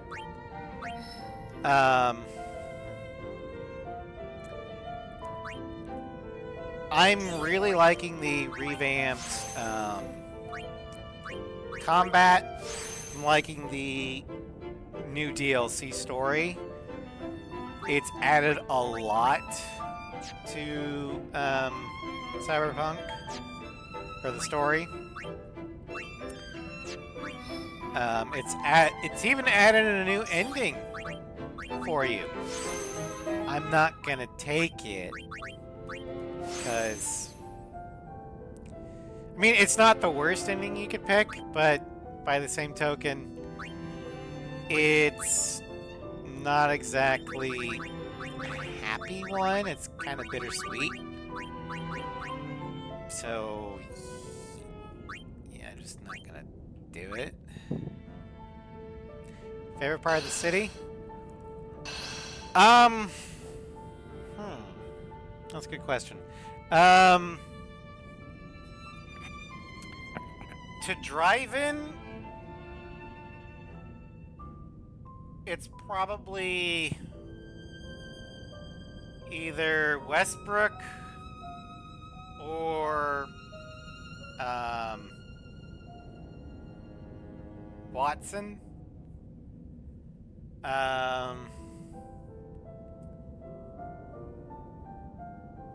I mean, Dogtown, it's got some really great gigs.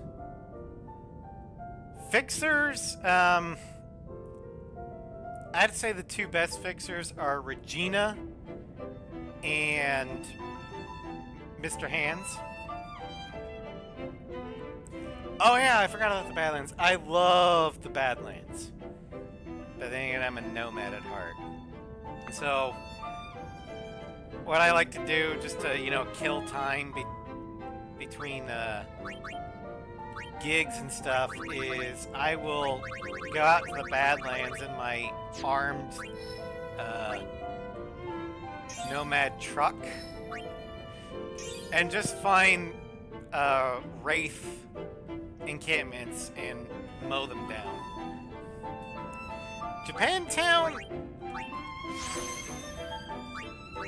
I mean, it looks pretty cool. Driving through Japantown is insane because of the verticality.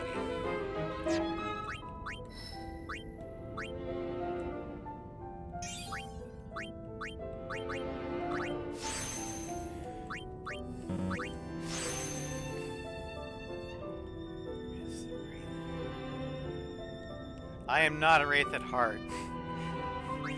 Okay, there are two gangs in Cyberpunk that I have a kill on sight.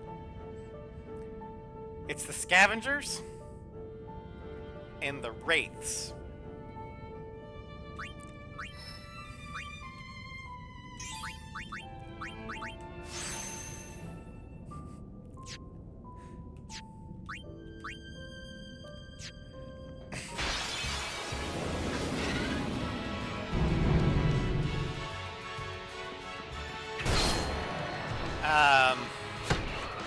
Goodbye. I also kind of have a kill on sight with Maelstrom.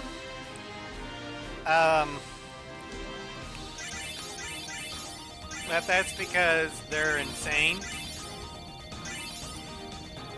But it's not the same degree as... Oh yeah, Voodoo Boys. Yeah, I'm not a big fan of the Voodoo Boys. Mainly because of what they will do to you in story.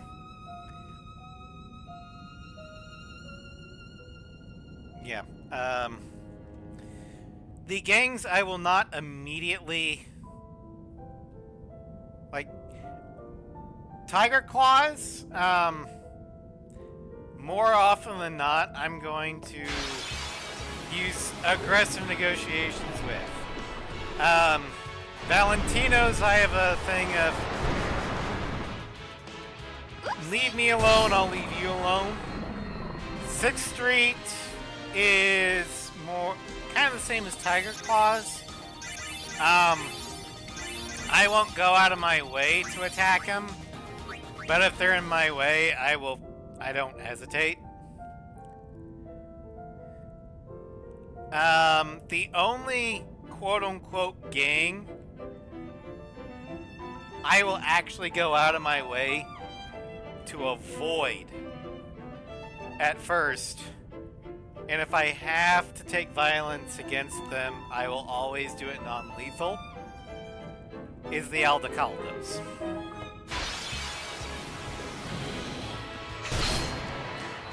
Partly because of the ending I'm going for. Partly because I'm a nomad, and the Aldecaldos are nomads. But mainly it's because the Aldecaldos are genuinely, for the most part, good people.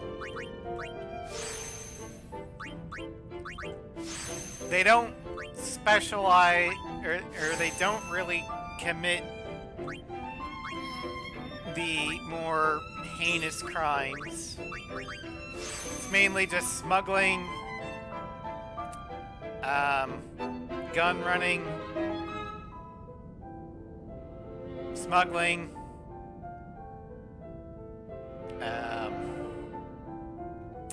and I don't want to say human trafficking, because it's always of the willing kind. Basically, when the Aldecaldos get involved with quote-unquote human trafficking, it's usually because somebody's paying them to get out of Night City. Yes, I did. I paid the Aldecaldos to smuggle 2 people out of Night City. And the 2 people that were getting smuggled out of Night City were very much on board with it. Still fine. It falls on the umbrella of human trafficking, but I would consider it more clandestine moving. Or clandestine relocating. Because the client that is being trafficked is always completely willing about it and like, yeah, please get me out of here.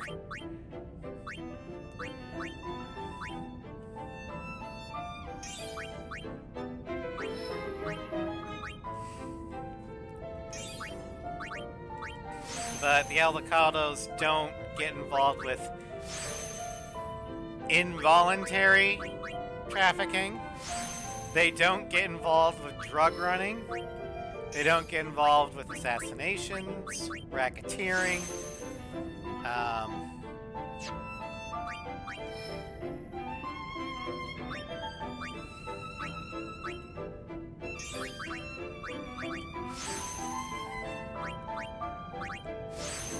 Now, theft against corporate property? Yeah. But they're corpos, who gives a fuck? Pigtails. I mean, you can scan every Aldecaldo member, and it will come up with a list of crimes. It's usually arson against corporate property, but who cares? I'll light up a Biotechnica building myself.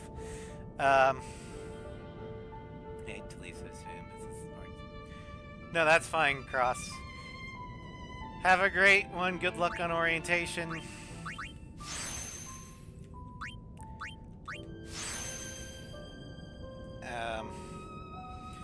And thank you for dropping by. But yeah, the Aldecaldos crimes that you can see on the scanner, almost always smuggling's gonna be there. Crimes against property will be there. Theft. Sometimes gun running. Just saying, No, they're not cheap. But the Aldecaldos... I mean... Okay, the Aldecaldos aren't lawful good. You got me there. But of all the gangs in Night City, the Aldecaldos are closest to the good alignment. I don't know if anyone is actually considered good aligned in Night City, except for maybe Victor and Misty.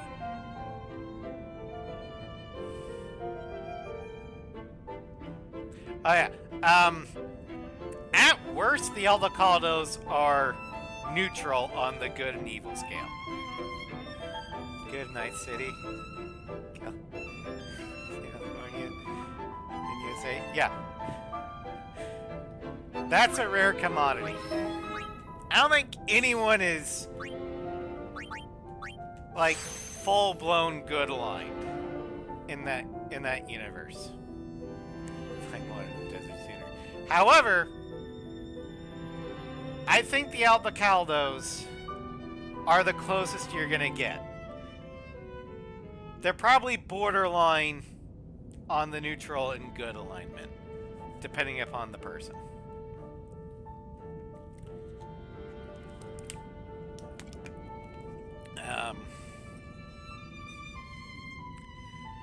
Night City is an independent city-state, and technically California no longer exists. California exists as Northern California and Southern California.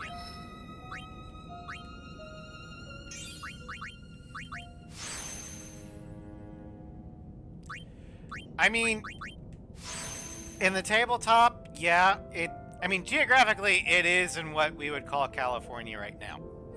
However, definitely by 2077, but I think by the early 2000s, Night City was established as a quote-unquote independent free city. And I say quote-unquote because while they are not beholden to a government, like a national government, they still operate at the whims of the corporations, the two big ones being Arasaka and Militech. So, are they really free? No.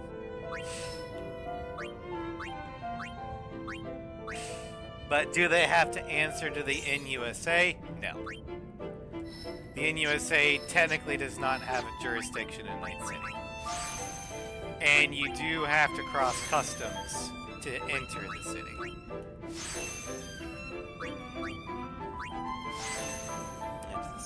Wait, Mexico got nuked? Okay. I know Arasaka Tower got nuked. I didn't know about Mexico City. Or Mexico getting nuked. I mean, it wouldn't surprise me.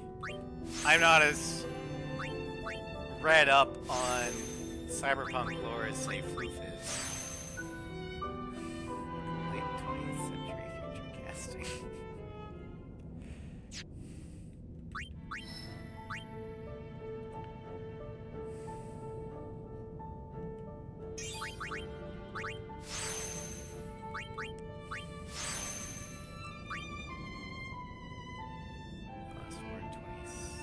Oh, okay. Fair enough. Cyberpunk lore is a clusterfuck. It is! Which is why I don't delve too deep into it, because I don't really understand it. I just know what I need to know for the game. Oh yeah, I know a lot of my Aldecaldo friends are veterans. I knew there was a war in 2070. I didn't know it got nuked.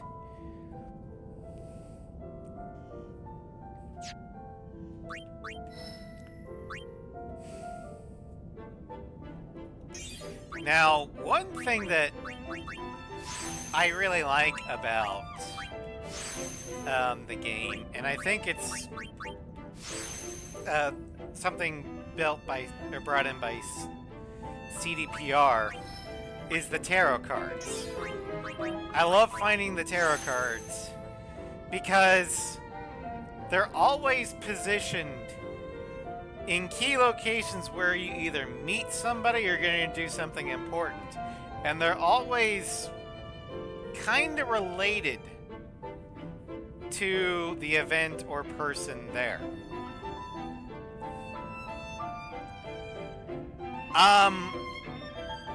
Yes, they are they are almost always thematically correct. For example, the Fool is located right outside V's apartment because V is the Fool. Another one that's located above Misty's, for lack of a better term, magic shop is the World. Because the World is basically where you make your final choice. The end of the Fool's journey.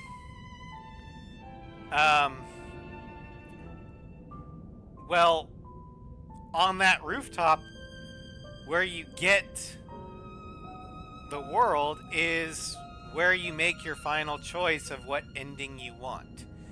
How are you going to end the game? New mic? No. No, it is not. Also, welcome, Byman.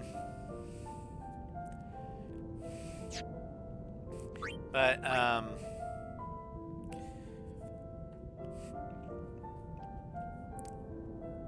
other ones, the ones in the the one by the afterlife is the Empress, which... Oh my, just God damn it, Floof. But the Empress is the one outside of Afterlife, which obviously refers to Rogue.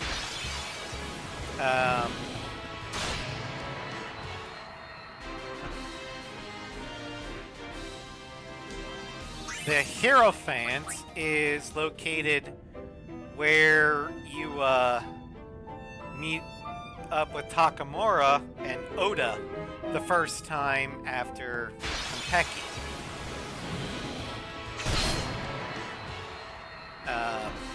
And it's kind of warning you, hey, Takamura isn't exactly someone you should probably put a lot of trust in. The one card that's kind of iffy on is the Magician, because it's clearly referring to Johnny, but you find it outside of the Mox, or Lizzie's bar. So, oh no. But my favorite tarot card in the game, you find out in the Badlands near the Aldecaldo camp, or one at the end of one of the Aldecaldo missions. The one where you look for Johnny's body. That's the Hangman.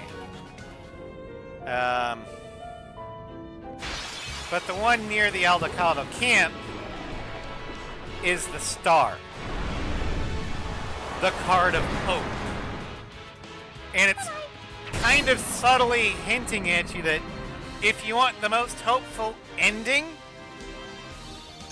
put your faith in the Nomads.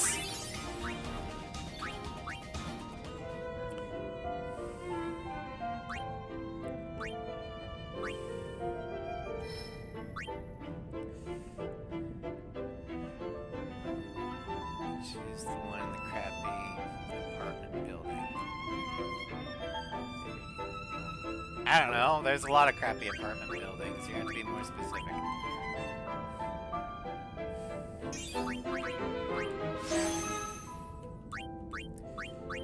But the theory about the tarot that I mean, it doesn't really have any evidence in the game. Oh, that one.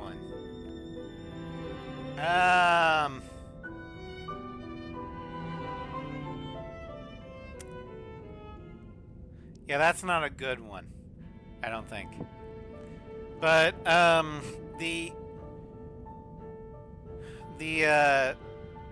theory about the tarot cards, because we only start seeing them after we get the biochip. So, I mean, Vic is saying that, you know, oh, it's probably just the biochip messing with our perception filters or something. Misty thinks mystical forces are involved. And so, a lot of people are saying...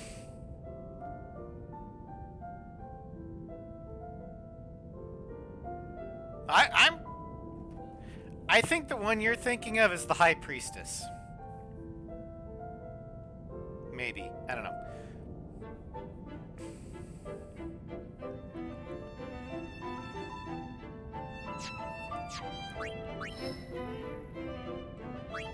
If you want, you can text me, and I can text you back. Or whisper, or Discord. I don't know. But... I know that the Afterlife one is Rogue, and by the it is the Empress.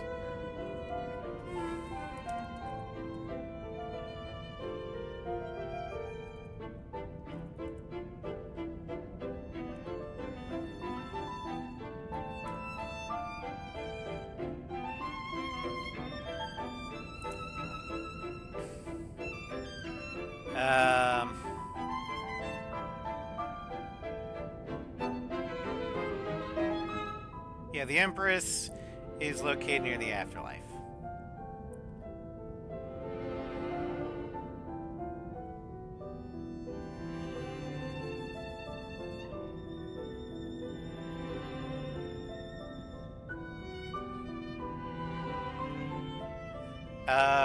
Pistol, revolver, smart gun. Pistol. My current build off stream is sniper, pistol, and tech precision rifle.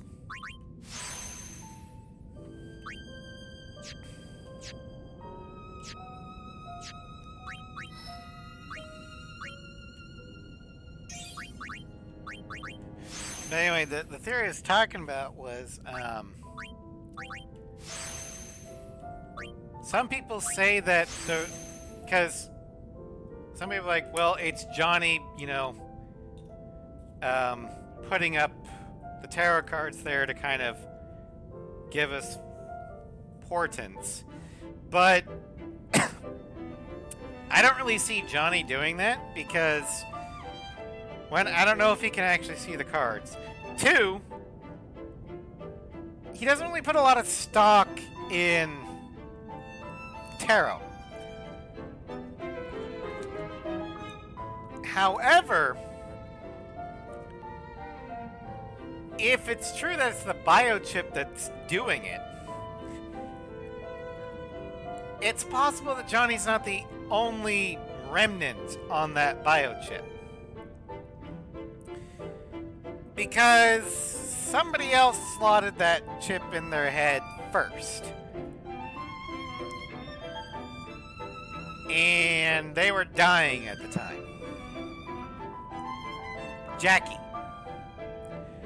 And Jackie's final thoughts were of Misty and her tarot reading before the plaza, and basically saying that Misty's always right. We also know that Jackie is very much into the tarot stuff. What, Jackie? Yeah.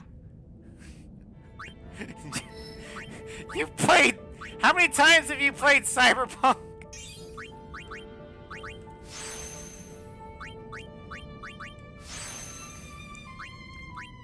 I don't even consider that a spoiler because that's like...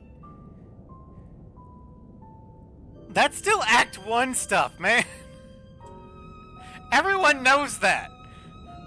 Just like everyone knows that Dexter Deshawn is an asshole.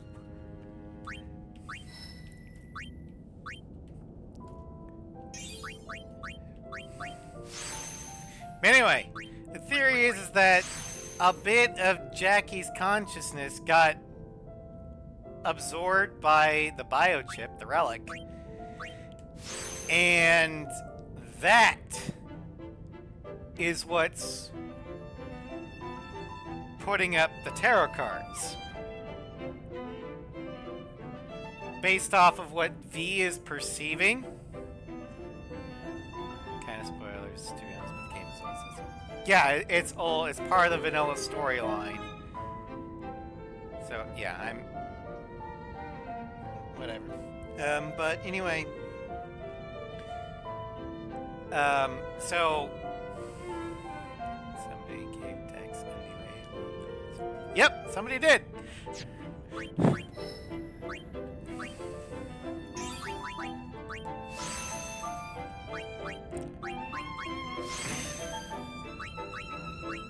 But I really like the idea that the remnants of Jackie's consciousness is kind of looking out for us through the biochip by allowing us to see tarot cards that kind of warn us of what we should do with certain people and events. Because Jackie would definitely want to look after us, because, you know, we're basically family. He'd also, he's also into the mystical stuff, so he would know about it. So he's got the means, the motive, and the opportunity. That also instantly be part of... Well, what's keeping V sane, according to Pondsmith, the creator of the entire Cyberpunk franchise, and who was also consulted by CDPR. The reason why V isn't going cyber psycho is because Johnny's there. By the way, he said, yeah. You always give Jackie's body to Mama Wells.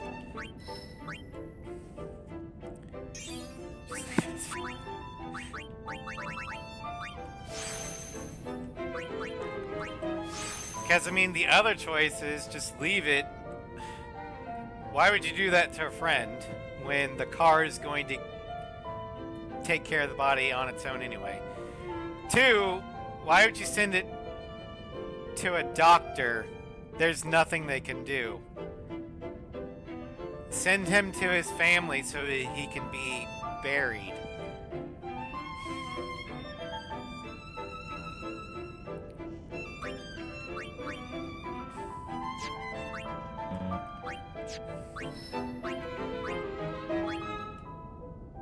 You never do it.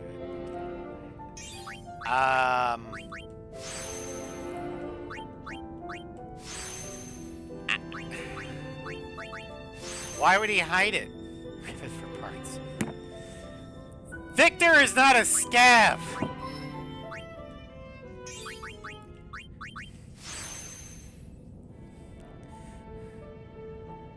Don't want to get his family involved in goons. I mean, I guess, but I'd always get the feeling that if I didn't send Jackie home, and Mama Wells ever figured out, I'd probably end up in worse shape than Jackie.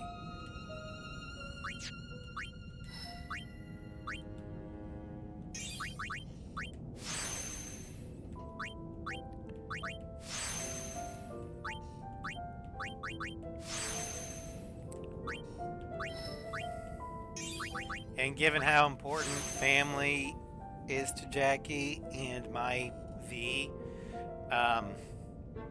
it's just not a question. Alright, we're gonna take off the massive encounters. So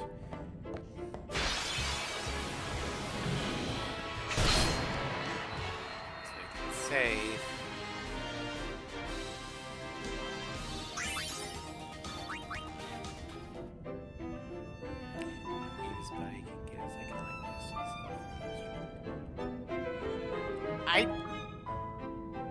I don't want his iconic pistols that way. Yeah, I get the fact that he was looted, but I'm pretty sure Mama Wells can give you those too.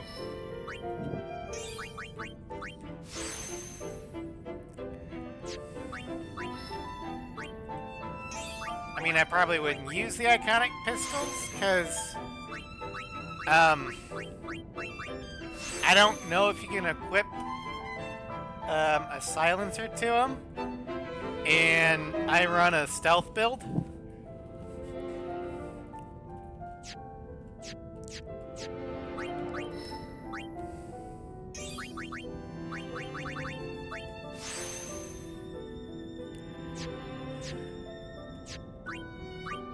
Alright.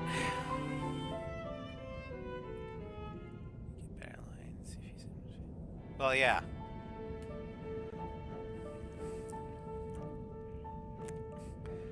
Alright, we're gonna go ahead and board the airship so I can sell stuff. Just sit down. Can you pick him up? I keep forgetting to try.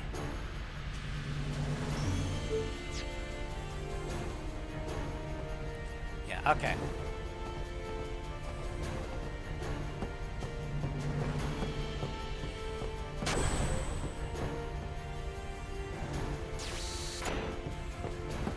May I help you?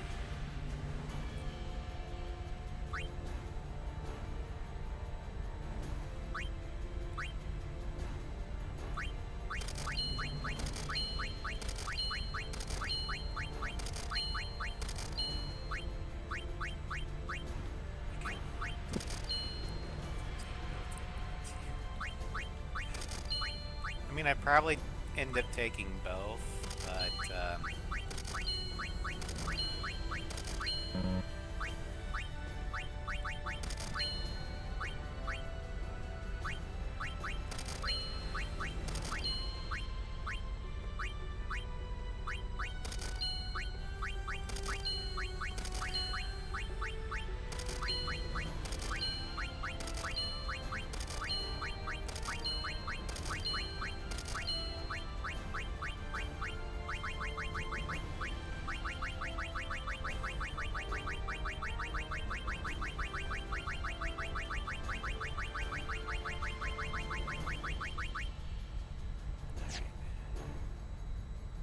Thank you. Your patronage is very much appreciated. no, the weapons that I'm primarily am using in my current playthrough is the Overwatch sniper rifle, which you get from Pan Am. The Yorinobu's pistol,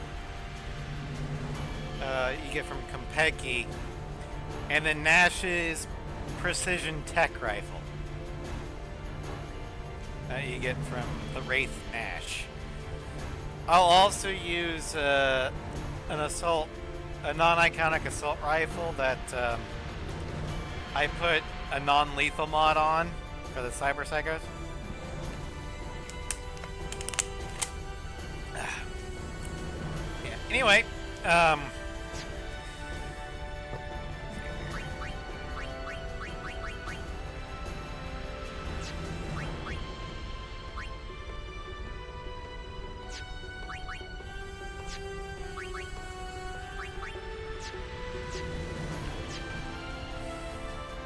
yeah, the non-lethal, especially since I don't use a cyber deck, I can't really non-lethal them via hacking. So I use that for, it's like, please non-lethal them. Okay. Bang, bang, bang, bang, bang, bang. There. Yeah, I use a Sandy and Mantis Blades instead of a cyber deck.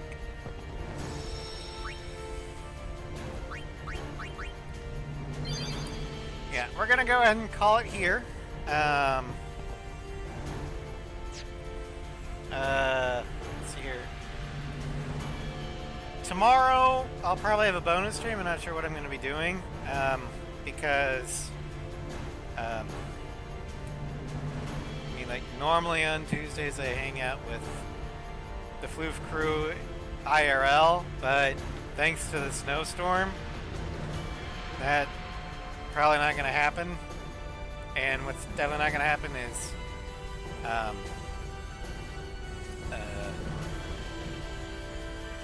Floof has to go out of town for a couple days. I won't say why. Yep, Floof is out of town. So I'll probably have a bonus stream tomorrow evening. Maybe even tomorrow afternoon. I don't know. Wednesday, I don't know when Floof is getting back. He says he's getting back Wednesday, but I'm going to go ahead and say we're going to postpone the Floof Crew Baldur's Gate 3 stream. Just because I don't know when exactly he's going to get back. Okay, well, Floof said why he's going out of town. Yeah, but just to make it easier, for Wednesday night stream, we're going to be doing Arella's Baldur's Gate 3 campaign. So we'll be doing the Blighted Village, or the Hag, Anti-Ethel, and then we're going to be going to the Goblin Camp. Then Thursday, we're going to finish the Ace Combat 5 portion of the Aircraft Showcase, which will be the Burkitts, Accursed Asymmetry, the Flat Pack, the Hawk, the Wyvern, and the Falcon. Friday, we're gonna be wrapping up Arkham Origins. Stretch and hydrate, because we're mainly gonna be picking up all the Enigma stuff. If I feel like it, I might get frustrated and just say fuck it, but who knows. But we're gonna finish that up in Arkham Origins so we can go next week to Cold Heart, the Arkham Origins DLC. Saturday, in Arella's campaign, we're going to